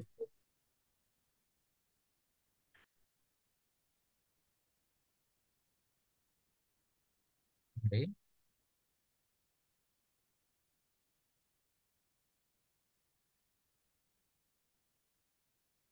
ಸೊ ಈಗ ನೋಡಿ, ಗ್ರಾಫ್ ಅಂತಂದ್ರೆ ಗ್ರಾಫು ಈಗ ನಮ್ಮ ಬುಕ್ಕಲ್ಲಿರೋ ಕಾನ್ಸೆಪ್ಟ್ಗಳನ್ನ ಇಟ್ಕೊಂಡೆ ಗ್ರಾಫ್ ಅನ್ನು ಕೊಡೋದು. ಈಗ ಸಪೋಸ್ ಈಗ ನೋಡಿ, ಈಗ ಹೀಗಿದೆ ಫಂಕ್ಷನ್, ಈ ತರ ಫಂಕ್ಷನ್ ಇದೆ, ಇದು 1, ಇದು modulus of x minus 1. Function ಎಲ್ಲಿ ಡಿಫರೆನ್ಷಿಯಬಲ್ ಆಗಲ್ಲ ಅಂತಂದ್ರೆ ಈ ಎಕ್ಸ್ ಈಕ್ವಲ್ಸ್ 1 ಅಲ್ಲಿ ಡಿಫರೆನ್ಷಿಯಬಲ್ ಆಗಲ್ಲ. ಈ ತರ ಒಂದು ಫಂಕ್ಷನ್ ಈಗ ನೋಡಿ, ಈಗ ತುಂಬಾ ಸರಳವಾಗಿ ಅದನ್ನು ಬರಿಬಹುದು. ಈಗ y is equal to x square ಅಂತ ಇದೆ, y is equal to x square ಇದು. ಸೊ ಈ ಫಂಕ್ಷನ್ ಅನ್ನ ನೋಡಿ, ಈ ಫಂಕ್ಷನ್ ಮಿನಿಮಮ್ ವ್ಯಾಲ್ಯೂ ಯಾವುದು ಅಂತ ಕೇಳಿದಾಗ x equal 0 is the minimum value, x equal 0 is the minimum point. So minimum ವ್ಯಾಲ್ಯೂನು ಕೂಡ ಎಕ್ಸ್ಗೆ 0 ಹಾಕಿದ್ರೆ 0 ಬರುತ್ತೆ. ತುಂಬಾ ಎಕ್ಸ್ಟ್ರಾರ್ಡಿನರಿ ಕಾನ್ಸೆಪ್ಟ್ಗಳನ್ನ ಗ್ರಾಫ್ಸ್ಗಳನ್ನ ಕೇಳಲ್ಲ. ನಿಮ್ಮ ಬುಕ್ಕಲ್ಲಿ ಇರೋದನ್ನೇ ಒಂದು ಫಿಗರ್ ಹಾಕಿ ಕೊಡ್ತಾರೆ. ಈಗ ಟ್ರ್ಯಾಂಗುಲರ್ ಈಗಷ್ಟೇ ಹೇಳಿದ್ನಲ್ಲ, ಇದು ಇದು ಈ ತರ. ಇದು ನೋಡಿ, ಅವ್ರು ಹೀಗೆ ಕ್ವಶನ್ ಕೇಳೋ ಬದಲು ಇದು ಹೀಗೆ ಕೇಳ್ತಾರೆ, ಬಿ ಸಿ ಇದು ಹೀಗೆ ಎ ಅಂತ ಹೀಗೆ. ಇದರಲ್ಲಿ ಬಿ ಸಿ ಅನ್ನೋದನ್ನ 2B ಅಂತ ಕೊಟ್ಟಿದ್ದೀವಿ. ಹೀಗೆ ಸಿ ಎ ಅನ್ನೋದನ್ನ ಏನು 2C ಅಂತ ಕೊಟ್ಟಿದ್ದೀವಿ, ಸಾರಿ 2A ಅಂತ ಕೊಟ್ಟಿದ್ದೀವಿ. ಹಾಗಾದ್ರೆ ಬಿ ಎ ಏನು ಅಂತ, ಈ ತರ. ಇದು triangular law of addition of vectors concept ಮೇಲೆ ಇರೋದು. ಫಿಗರ್ ಬೇಸ್ಡ್ ಕ್ವಶನ್, ಗ್ರಾಫ್ಸ್ ಅಂತ ಅಲ್ಲ. ಗ್ರಾಫ್ ಅಂತಂದ್ರೆ ಇಡೀ ನಿಮ್ಮ ಪ್ರಾಬ್ಲಮ್ಗಳೇ ಗ್ರಾಫ್ ಇರುತ್ತೆ ಅಂತ ಅಲ್ಲ. ಗ್ರಾಫ್ಸ್ ಅನ್ನೋ ಕಾನ್ಸೆಪ್ಟ್ ಫಿಗರ್ ಬೇಸ್ಡ್ ಕ್ವಶನ್ ಅಂತ ಹೇಳ್ಬೋದು ಅಷ್ಟೇನೆ. ಆಮೇಲೆ ಕಂಟಿನ್ಯೂಟಿ ಮೇಲೆ ಒಂದು they may ask on whether it is continuous or differentiable ಅಂತ. ಹಂಗಂತ ಹೇಳಿ ಬುಕ್ಕಲ್ಲಿರೋ ಎಲ್ಲದನ್ನು ಅಂದ್ರೆ ಈ ಕಂಟಿನ್ಯೂಟಿ ಮೇಲೆ ಕೊಡ್ತಾರೆ ಅಂತ ಅಲ್ಲ. ಈಗ ನೋಡಿ, ಈಗ ಸಪೋಸ್ ಹೀಗಿರುತ್ತೆ, ಈಗ ನೋಡಿ ಈ ತರ ಹೀಗಿರುತ್ತೆ, ಈ ತರ ಇರುತ್ತೆ, ಹಿಂಗೆ ಇದು ದಿಸ್ ಒನ್ ಹೀಗೆ. ಇದು ಏನು ಮಾಡ್ಯುಲಸ್ ಆಫ್ ಎಕ್ಸ್ ಪ್ಲಸ್ 1 ಹೀಗೆ. ಇದನ್ನ ನೀವು ಇಲ್ಲಿ ಕೆಳಗಡೆ ಬರೆದ್ರೆ ಮಾಡ್ಯುಲಸ್ ಆಫ್ ಎಕ್ಸ್ ಪ್ಲಸ್ 2, ಇದು ಎಕ್ಸ್ ಪ್ಲಸ್ 2, ಸರಿ, ಇದು 2 ಆಗಿದ್ರೆ ಇದು 1 ಆಗಿರುತ್ತೆ ಹೀಗೆ. ಸೊ ಹಾಗಾದ್ರೆ ಇದರ ಮ್ಯಾಕ್ಸಿಮಮ್ ವ್ಯಾಲ್ಯೂ ಏನು ಎಕ್ಸಿಸ್ಟ್ ಆಗಲ್ಲ, ಯಾಕಂದ್ರೆ ಇದು ಹಿಂಗೆ ಹೋಗ್ತಾನೆ ಇರುತ್ತೆ. ಮಿನಿಮಮ್ ವ್ಯಾಲ್ಯೂ ಏನಾಗಿರುತ್ತೆ, ಎಕ್ಸ್ ಈಕ್ವಲ್ಸ್ ನೋಡಿ ಇಲ್ಲಿ ಮಿನಿಮಮ್ ವ್ಯಾಲ್ಯೂ ಇದರಲ್ಲಿ ಈ ಪಾಯಿಂಟ್ ಅಲ್ಲಿ ಮಿನಿಮಮ್ ವ್ಯಾಲ್ಯೂ ಎಕ್ಸಿಸ್ಟ್ ಆಗುತ್ತೆ. ಹಾಗಾದ್ರೆ ಎಲ್ಲಿ ಡಿಫರೆನ್ಷಿಯಬಲ್ ಆಗಲ್ಲ ಇದು, ಎಕ್ಸ್ ಈಕ್ವಲ್ಸ್ ನೋಡಿ ಇಲ್ಲಿ ನೋಡಿ, ಇದು ಇಲ್ಲಿ ಇದೆಯಲ್ಲ, ಇದು ಇಲ್ಲಿ ಡಿಫರೆನ್ಷಿಯಬಲ್ ಆಗಲ್ಲ. ಎಕ್ಸ್ ಈಕ್ವಲ್ 0 ನಲ್ಲಿ ಇದು ಡಿಫರೆನ್ಷಿಯಬಲ್ ಆಗಲ್ಲ. So how we can take ಈ ಪಾಯಿಂಟ್ ಅಲ್ಲಿ ಡಿಫರೆನ್ಷಿಯಬಲ್ ಆಗಲ್ಲ. ಸೊ ಈ ತರದ ಒಂದಿಷ್ಟು ಏನು ಐಡಿಯಾಸ್ಗಳನ್ನ ಹಾಕೋಬೇಕು. ಗ್ರಾಫ್ಸ್ ಅಂತ ಅಂದ್ರೆ ಗ್ರಾಫ್ ಅನ್ನ ಕೇಳಲ್ಲ, ಫಿಗರ್ ಬೇಸ್ಡ್ ಕ್ವಶನ್. ಅದನ್ನ ಹಾಗೆ ಹೇಳ್ಬಾರ್ದು ಗ್ರಾಫ್ಸ್ ಆಫ್ ಅಂತ ಹೇಳಿ. It is A figure based question, ಏನಾದ್ರೂ ಆಗಿರ್ಬೋದು. Okay, so figure based question ಅಂದ್ರೆ ಈಗ ನೋಡಿ, ನೀವು ಸಪೋಸ್ ಈಗ ಒಂದು ಏನೋ ಹೀಗೆ ಕೊಡ್ತಾರೆ, ಈ ತರ ಕೊಡ್ತಾರೆ, ಈ ತರ ಕೊಡ್ತಾರೆ ಹೀಗೆ. ಇದು ಇದು ವೆಕ್ಟರ್ ಎ, ಸೊ ಹೀಗಿರುತ್ತೆ ಅಂತ ಇಟ್ಕೊಳ್ಳೋಣ, ಈ ತರ. ಓಕೆ, ಇದು ಒಂದು ಲೈನ್ ಎಲ್ ಆಗಿರುತ್ತೆ, ಇದು ವೆಕ್ಟರ್ ಬಿ ಆಗಿರುತ್ತೆ. ಮತ್ತೆ position vector of the point ಇದು ಏನಾಗಿರುತ್ತೆ, ಇದನ್ನ ವೆಕ್ಟರ್ ಆರ್ ಅಂತ ಇಟ್ಕೊಳ್ಳೋಣ. ಇದು ಪಾಯಿಂಟ್ ಎ ಅಂತ ಕೊಟ್ಟಿರ್ತಾರೆ. ಸೊ ಇದು ವೆಕ್ಟರ್ ಎ ಪೊಸಿಷನ್ ವೆಕ್ಟರ್ ಒಂದು ಫಿಗರ್ ಕೊಡ್ತಾರೆ. ಹಾಗಾದ್ರೆ ಇದರ ಈಕ್ವೇಶನ್ ಏನು ಕಂಡಿರಿ ಅಂತ, figure based question. This is how this is the vector form, vector r is equal to vector a plus lambda times of vector b. ಈ ತರ lambda is constant. So this figure based question will be constructed. ಅದು graph ಅಂತ ಅಲ್ಲ. Graph is only a linear programming problem, ಅದನ್ನ ಮಾಡೋದಷ್ಟೇ. So you cannot say it is A graphs question, it is a figure based question. Figure based question ಹೀಗೆ ಬರುತ್ತೆ ಅಂತ ಹೇಳಕ್ಕಾಗಲ್ಲ. It can be taken from anywhere concept. ಈಗ ಈಗ ನೋಡಿ, ಈ ತರ ಹೀಗೆ ಕೊಟ್ಟಾಗ ಸಪೋಸ್ ಒಂದು ಕ್ವಶನ್ ಇರುತ್ತೆ ಹೀಗೆ, ಈ ತರ. ಸೊ ಒಂದು ಹೀಗೆ ಗ್ರಾಫ್ ಕೊಡ್ತಾರೆ, ಇದು ಒಂದು ಸೈನ್ ಎಕ್ಸ್ ಗ್ರಾಫ್ ಕೊಡ್ತಾರೆ, ಈ ತರ ಹೀಗೆ ಹೀಗೆ. ಸೊ ಇದು 0, π/2, ಇದು π, ಇದು 3π/2, ಹೀಗೆ. ಸೊ ಈ ಫಂಕ್ಷನ್ ಎಲ್ಲಿ ಈಗ ಆ, ಏನು ಫಂಕ್ಷನ್ ಇನ್ವರ್ಸ್ ಎಕ್ಸಿಸ್ಟ್ ಆಗುತ್ತೆ ಬಿಟ್ವೀನ್, ಹೀಗೆ ಎಲ್ಲಿ ಈ ತರ ಕೊಡ್ತಾರೆ 3π/2 2π ಅಂತ. ಬಿಟ್ವೀನ್ π/2 ಟು 2π ನಲ್ಲಿ 2π ನಲ್ಲಿ ಎಲ್ಲಿ ಇನ್ವರ್ಸ್ ಎಕ್ಸಿಸ್ಟ್ ಆಗುತ್ತೆ, ಯಾವ ಇಂಟರ್ವಲ್ ಅಲ್ಲಿ ಇನ್ವರ್ಸ್ ಎಕ್ಸಿಸ್ಟ್ ಆಗುತ್ತೆ ಅಂತ. ಯಾವುದು? sin x. ಖಂಡಿತ ನೋಡಿ, ನಾನು ಈಗಾಗಲೇ ಹೇಳಿದೆ ಅದನ್ನ. ಈ ಇಂಟರ್ವಲ್ ಅಲ್ಲಿ π/2 ಟು 3π/2 ನಲ್ಲಿ strictly decreasing function, strictly decreasing function ಅಲ್ಲಿ π/2 ಟು 3π/2 ಇನ್ವರ್ಸ್ ಫಂಕ್ಷನ್ ಎಕ್ಸಿಸ್ಟ್ ಆಗುತ್ತೆ ಅಂತ ಬರಿಬೇಕು. ಸೊ ಈ ತರದ ಫಿಗರ್ ಬೇಸ್ಡ್ ಕ್ವಶನ್ ಅನ್ನ ಪ್ಲೆಂಟಿ ಇದೆ, ಗ್ರಾಫ್ಸ್ ಅಲ್ಲ. ಸೊ ಅದು ಹೇಗಿರ್ಬೇಕು ಅಂದ್ರೆ, ನೀವು ಕಾನ್ಸೆಪ್ಟ್ಗಳನ್ನ ಅರ್ಥ ಮಾಡ್ಕೊಂಡಿದ್ರೆ ಮಾತ್ರ ಗೊತ್ತಾಗುತ್ತೆ. ಇದನ್ನ ಪ್ರಾಕ್ಟೀಸ್ ಮಾಡ್ಲಿಕ್ಕೆ ಏನ್ ಮಾಡ್ಬೇಕು ಅದನ್ನೇ ಹೇಳಿದೆ ನಾನು. ಡಿಪಾರ್ಟ್ಮೆಂಟ್ ಕ್ವಶನ್ ಬ್ಯಾಂಕ್ ನಲ್ಲಿ ಕ್ವಶನ್ ಬ್ಯಾಂಕ್ ಅಂತ ಏನಿದೆ ಅದರಲ್ಲಿ MCQ ಇದೆ ಅಲಾಂಗ್ ವಿತ್ ಆನ್ಸರ್. ಆ ಫಿಗರ್ ಬೇಸ್ಡ್ ಕ್ವಶನ್ ಅನ್ನ ಅರ್ಥ ಮಾಡ್ಕೊಳ್ಳೋದಕ್ಕೆ ಕ್ವಶನ್ ಬ್ಯಾಂಕ್ ಅನ್ನ ನೋಡ್ಬೇಕು. Not A guide. None of the guide will be helpful. ಇದು ನಮ್ಮ ಪ್ರಗತಿ DPUE, ಪ್ರಗತಿ ಅಂತ ಗೂಗಲ್ ನಲ್ಲಿ ಸರ್ಚ್ ಮಾಡಿ. So you will get the question bank, ಅಥವಾ question bank in mathematics for second PUC ಅಂತ ಸರ್ಚ್ ಮಾಡಿ. You will get this question bank. ಅದರಲ್ಲಿ MCQ ನೋಡಿ. You will get a plenty of figure based question. Answer ಮಾಡಿದ್ರೆ ಅದು ನಿಮಗೆ CET-ಗೂ help ಆಗುತ್ತೆ, ಮತ್ತೆ ಬೋರ್ಡ್ ಎಕ್ಸಾಮ್ಗೂ ಹೆಲ್ಪ್ ಆಗುತ್ತೆ. Hope that is better. So you cannot say graphs of continuity ಮತ್ತು ಡಿಫರೆನ್ಷಿಯಬಿಲಿಟಿ ಅಂತ. ಏನೇ ನೀವು ಗ್ರಾಫ್ಸ್ ಅನ್ನ ಯಾವುದೇ ಇಲ್ಲಿ ನಾನು ಡಿಸ್ಕಸ್ ಮಾಡಿದ್ರು ಕೂಡ it may not B the same for the board exam. ನೀವು ಎಷ್ಟರ ಮಟ್ಟಿಗೆ ಕಾನ್ಸೆಪ್ಟ್ ಅರ್ಥ ಮಾಡ್ಕೊಂಡಿದ್ದೀರಿ ಅನ್ನೋದ್ರ ಮೇಲೆ ಗ್ರಾಫ್ಸ್ ಅನ್ನೋದು ಫಿಗರ್ ಬೇಸ್ಡ್ ಕ್ವಶನ್ ಅನ್ನೋದು ಅರ್ಥ ಆಗುತ್ತೆ. That is the most important thing. ಹಾಗಂತ ಹೇಳಿ ಇದು ಏನು ಏನು ಗ್ರಾಫ್ಸ್ ಆಫ್ ಕಂಟಿನ್ಯೂಟಿ ಅಥವಾ ಈ ತರ ಅಂತ ಅಲ್ಲ. ಡಿಫರೆನ್ಷಿಯಬಲ್ ಕ್ವಶನ್ ಕೇಳಿದ್ರೆ whether it is differentiable or not ಅಂತ ಕೇಳಿದ್ರೆ ಅದರೊಂದು ಗ್ರಾಫ್ ಅನ್ನು ಕೊಟ್ಟು ಕಾರ್ನರ್ ಪಾಯಿಂಟ್ ಕೊಡ್ತಾರೆ. ಆ ಕಾರ್ನರ್ ಪಾಯಿಂಟ್ ಅಲ್ಲಿ ಫಂಕ್ಷನ್ ಡಿಫರೆನ್ಷಿಯಬಲ್ ಆಗುತ್ತೋ ಇಲ್ವೋ ಅಂತ ಕೇಳ್ತಾರೆ. ಅಥವಾ ಇನ್ಫ್ಲೆಕ್ಷನ್ ಪಾಯಿಂಟ್ ಅಂತ ಬಂದ್ರೆ ಒಂದು ಯಾವ್ದು ಯಾವ ಪಾಯಿಂಟ್ ಅಲ್ಲಿ ಇದು ಇನ್ಫ್ಲೆಕ್ಷನ್ ಪಾಯಿಂಟ್ ಆಗುತ್ತೆ ಅಂತ we need to understand. Okay, so ಮತ್ತೇನಾದ್ರು ಹೇಳಿ. So don't be panic that question paper will be difficult. Definitely it will be easy. No problem at all. So ಯಾಕಂದ್ರೆ ನಾವೊಂದು ಸೆಟ್ ಮಾಡಬೇಕಾದ್ರೆ ಅಥವಾ ಯಾವುದೇ ಒಂದು ರೀತಿಯಲ್ಲಿ ನಾವು ಒಂದನ್ನ ತಯಾರು ಮಾಡಬೇಕಾದ್ರೆ ಎಲ್ಲ ಒಂದು ಗಮನದಲ್ಲಿ ಇಟ್ಟುಕೊಂಡು ಪೇಪರ್ ಸೆಟ್ ಆಗ್ತದೆ. ಮತ್ತೆ ಅದು ಎಲ್ಲಾ ರೀತಿಯ ಒಂದು ಏನು ಬ್ಲೂ ಪ್ರಿಂಟ್ ತಯಾರಾಗೋದು ಈಸಿ, ಆವರೇಜು, ಮೀಡಿಯಮ್ ಎಲ್ಲದನ್ನು ಇಟ್ಕೊಂಡು ತಯಾರಾಗುತ್ತೆ. However but it is not for MCQ ನಲ್ಲಿ ನೀವು ತುಂಬಾ ಪ್ರಯತ್ನ ಮಾಡಬೇಕು to get 100 out of 100. That means better if you follow question bank, especially MCQ questions ಅಲ್ಲ. ಕ್ವಶನ್ಗೆ ಒಂದು ಸ್ಟ್ಯಾಂಡರ್ಡ್ ಕ್ವಶನ್ಸ್ ಗಳನ್ನು ನೀವು ಸೆಲೆಕ್ಟ್ ಮಾಡ್ಕೊಂಡ್ರೆ that will B definitely helpful. Okay, so ಆ ತರ ಪ್ರಯತ್ನ ಮಾಡಿ. ಎನಿಥಿಂಗ್ ಮತ್ತೇನಾದ್ರೂ ಡೌಟ್ಸ್ ಇದ್ರೆ ಕೇಳಿ.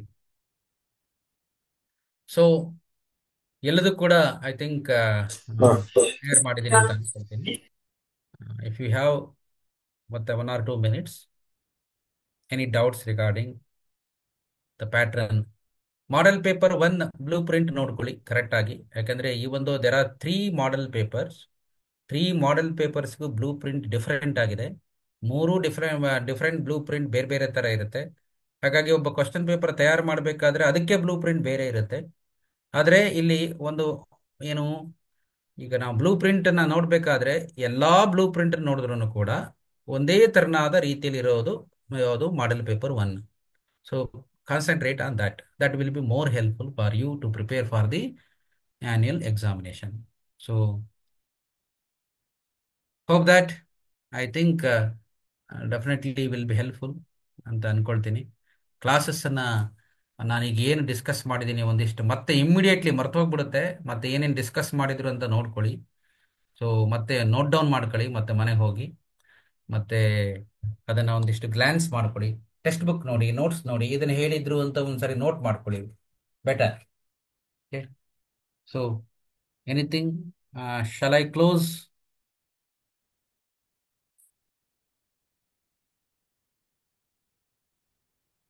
ಮತ್ತೇನಾದ್ರು ಇದ್ರೆ ಹೇಳಿ. ಸರ್ ಈಗ ಸ್ಪೆಷಲ್ ಕ್ವಶನ್ಸ್ ಇದಾವಲ್ಲ ಸರ್. Hello sir. ಹೇಳಿ ಸರ್, ಹೇಳಿ ಸರ್. ಅದು ಮ್ಯಾಕ್ಸಿಮಮ್ 3 ಕ್ವಶನ್ಸ್ ಅಂತ ತ್ರೀ ಇದೆ sir, at questions, most. Not more than 3 questions sir. More than ಅದಕ್ಕಿಂತ 3. ಜಾಸ್ತಿ ಬರಲ್ಲ. ಹಾಂ ಸರ್. ಮತ್ತೆ ಈಗ ಮ್ಯಾಚ್ ದ ಫಾಲೋವಿಂಗ್ ಅನ್ನೋ ಕ್ವಶನ್ಸ್ಗಳು ಕೂಡ ಕಡಿಮೆ, ಯಾಕಂದ್ರೆ fill in the blanks, match the following ಅದೆಲ್ಲ ಏನಾಗುತ್ತೆ, that is both are same. ಹಂಗಾಗಿ ನಾನು ಹೇಳ್ತಿರೋದು, I think may not be not more than 3. So ಆ ಥರದ ಒಂದು 2-3 ಕ್ವಶನ್ಸ್ಗಳು ಹಾರ್ಡ್ಸ್ ಇರುತ್ತೆ. But that can be answered if you understand. ಏನು, ಸ್ಟೂಡೆಂಟು ಸರಿಯಾದ ಕಾನ್ಸೆಪ್ಟ್ಗಳನ್ನ ಅರ್ಥ ಮಾಡ್ಕೊಂಡಿದ್ರೆ ಖಂಡಿತ ಆತ ಉತ್ತರ ಮಾಡ್ತಾರೆ. ಮತ್ತೇನಾದ್ರು?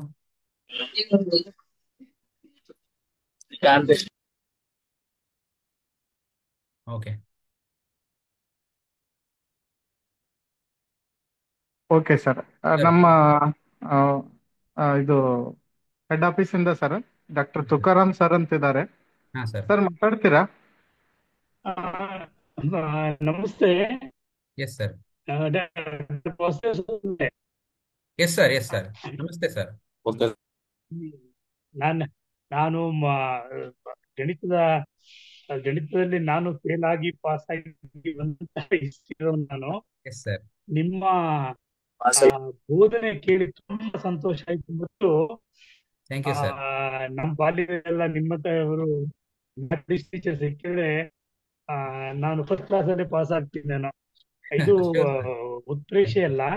Yes sir. ನಾನು ಕಂಟಿನ್ಯೂಸ್ ಆಗಿ ತಮ್ಮ ಬೋಧನೆಗೆ ಸಮಾಧಾನವಾಗಿ ಎಲ್ಲಾ ಆಯಾಮಗಳನ್ನು, ಅದು ಉಪನ್ಯಾಸಕರಿಗೆ ಮತ್ತೆ ನಮ್ಮ ಮಕ್ಕಳಿಗೆ Yes, sir. ಎಲ್ಲಾ ಬಗೆಯ ಆಯಾಮಗಳನ್ನು ಕೂಡ ತಾವು ಅತ್ಯಂತ ಅರ್ಥಪೂರ್ಣವಾಗಿ ತಾವು ನಡೆಸ್ಕೊಟ್ಟಿದ್ದೀರಿ. ನನಗೆ ಅನ್ಸುತ್ತೆ ನಮ್ಮ ಎಲ್ಲಾ ಬೋಧಕರು ಖಂಡಿತ ತಾವೇನ್ ಕೊಟ್ಟಿದ್ದೀರಿ ಅದನ್ನ ನಮ್ಮ ಮಕ್ಕಳಿಗೆ ತಲುಪಿಸ್ತಾರೆ. ಮತ್ತೆ ಬಹಳ ಮುಖ್ಯವಾಗಿ ಭಯರಹಿತವಾಗಿ ಎಸ್ ಸರ್. ಮಕ್ಕಳು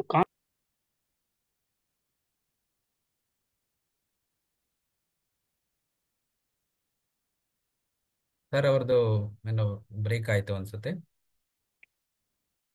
S sir. Sorry yes sir. Sorry ಇದು ಮಿಸ್ ಆಯ್ತು. ಖಂಡಿತ ಸಾವಧಾನವಾಗಿ ಮಕ್ಕಳು ತಾವು ಏನೆಲ್ಲ ಈಗ ಇಷ್ಟೊತ್ತು 1.5-2 ತಾಸು ಮಾತಾಡಿದ್ರಿ, ಅದನ್ನ ಬಹಳಷ್ಟು ನಮ್ಮ ಮಕ್ಕಳು ಬಹಳಷ್ಟು ಜನ ಬದ್ಧತೆಯಿಂದ ಕಲಿತಿದ್ದಾರೆ. ತುಂಬಾ ಬದ್ಧತೆಯಿಂದ ನಮ್ಮ ಉಪನ್ಯಾಸಕರು ಕಲಿಸಿದ್ದಾರೆ. ನಾವು ಖುದ್ದು ನೋಡಿದಾಗ ಮತ್ತೆ ಮಾತಾಡಿದಾಗ ರಿವ್ಯೂನಲ್ಲಿ ಇಡಿಯವರು ನಮ್ಮ ಎಜುಕೇಶನ್ ಎಲ್ಲ ಮುಖ್ಯಸ್ಥರು ಮಾತಾಡಿದಾಗ ಅವರ ಪ್ರತಿಕ್ರಿಯೆಗಳು ನೋಡಿ ಒಂದು ಭರವಸೆ ಬಂದಿದೆ. ಆ ಭರವಸೆಗೆ ನಿಮ್ಮ ಇವತ್ತಿನ ಈ ಕ್ಲಾಸು ವ್ಯಾಲ್ಯೂ ಆಡೆಡ್ ಅಂತ ನಾನು ಅನ್ಕೊಂಡಿದ್ದೇನೆ. ಇದನ್ನ ಮಕ್ಕಳು ಮತ್ತೆ ನಮ್ಮ ಉಪನ್ಯಾಸಕರು ಇನ್ನಿರುವ ಕಡಿಮೆ ಅವಧಿಯಲ್ಲಿ ಇದ್ರ ಬಗ್ಗೆ ಹೆಚ್ಚು ಆಸಕ್ತಿಯಿಂದ ತಗೊಂಡು ಮಾಡ್ತಾರೆ, ಪರೀಕ್ಷೆಯನ್ನ ಅಚ್ಚುಕಟ್ಟಾಗಿ ನಿರ್ವಹಿಸ್ತಾರೆ ಅಂತ ನನಗೆ ಭರವಸೆ ಬಂತು. Thank you so much sir. ಅಷ್ಟೇ ನನಗೆ ಹೇಳಕ್ ಸಾಧ್ಯ ಇರೋದು. ತುಂಬಾ ಅರ್ಥಪೂರ್ಣ ನಡೆಸ್ಕೊಟ್ರಿ. ಕೈಸಿನ ಎಲ್ಲಾ ಮುಖ್ಯಸ್ಥರು ಬೆಳಗಿನ ಪರವಾಗಿ ನಾನು ಕೂಡ ವೈಯಕ್ತಿಕವಾಗಿ ತಮಗೆ ಥ್ಯಾಂಕ್ಸ್ ಹೇಳ್ತಾ ಇದ್ದೀನಿ. Thank you very much. Thank you sir. Thank you. So definitely the students will get benefited, ಮತ್ತು ಅವರು ಖಂಡಿತವಾಗೂ ಕೂಡ ಸರ್ ಇಲ್ಲಿ ಇದನ್ನ ಯುಟಿಲೈಸ್ ಮಾಡ್ಕೊಳ್ತಾರೆ. ಈ ಸಜೆಷನ್ಸ್ ಮತ್ತೆ ಟಿಪ್ಸ್ ಅನ್ನ ನಾನು ಎಲ್ಲ ಉಪನ್ಯಾಸಕ ಬಾಂಧವರಿಗೆ ನಾನು ಹೇಳೋದೇನು ಅಂತಂದ್ರೆ, ಈಗ ಏನು ಸಜೆಷನ್ಸ್ ಮಕ್ಕಳಿಗಿಂತ ನಿಮಗೆ ಹೆಚ್ಚು ಗೊತ್ತಾಗುತ್ತೆ, ಮತ್ತು ಅದನ್ನ ಯಾವ ತರದ ಒಂದು ಪ್ಲಾನ್ ಮಾಡ್ಬೋದು ಅಂತ ಹೇಳಿ ಅದನ್ನ ನಿಮ್ಮದೇ ಆದ ದೃಷ್ಟಿಕೋನದಲ್ಲಿ ಚರ್ಚೆ ಮಾಡಿಕೊಂಡು ಖಂಡಿತವಾಗೂ ಮಕ್ಕಳನ್ನ ತಯಾರು ಮಾಡ್ಬೋದು, ಮತ್ತೆ ಅದನ್ನ ಮಕ್ಕಳಿಗೆ ಮುಟ್ಟಿಸ್ಬೋದು. ಆ ಥರ ಪ್ರಯತ್ನ ಮಾಡಿ. ಸೊ ಖಂಡಿತವಾಗೂ ಕೂಡ ಇದು we will be successful. So ಯಾವುದೇ ರೀತಿಯಲ್ಲೂ ಕೂಡ ನಾವು ಭಯ ಪಡೋದು ಬೇಡ. ಮಾಡೆಲ್ ಪೇಪರ್ಗಳು ಕಷ್ಟ ಇದೆ ಅಂತ ಹೇಳಿ, definitely it will be helpful, ಮತ್ತು ತುಂಬಾನೇ ಅದು ನಮಗೆ ಫ್ರೆಂಡ್ಲಿ ಪೇಪರ್ ಆಗಿರುತ್ತೆ. ಅಷ್ಟೇ ಅರ್ಥದಲ್ಲಿ ಹೇಳಬೇಕು ಅಂತಂದ್ರೆ 100ಕ್ಕೆ 100 ತೆಗೆಯೋದು ಕೂಡ ಚಾಲೆಂಜಿಂಗ್ ಆಗಿರುತ್ತೆ. ಇದನ್ನ ನಾವು ಬಹಳ ಗಮನದಲ್ಲಿ ಇಟ್ಕೊಂಡು ಒಬ್ಬ worth student will get 100, and definitely ಒಬ್ಬ ಪಾಸ್ ಆಗುವಂತ ಒಬ್ಬ ವಿದ್ಯಾರ್ಥಿ ಖಂಡಿತವಾಗೂ ಕೂಡ ಪಾಸ್ ಆಗ್ತಾನೆ. ಅದರಲ್ಲಿ ಅನುಮಾನಗಳೇ ಇಲ್ಲ.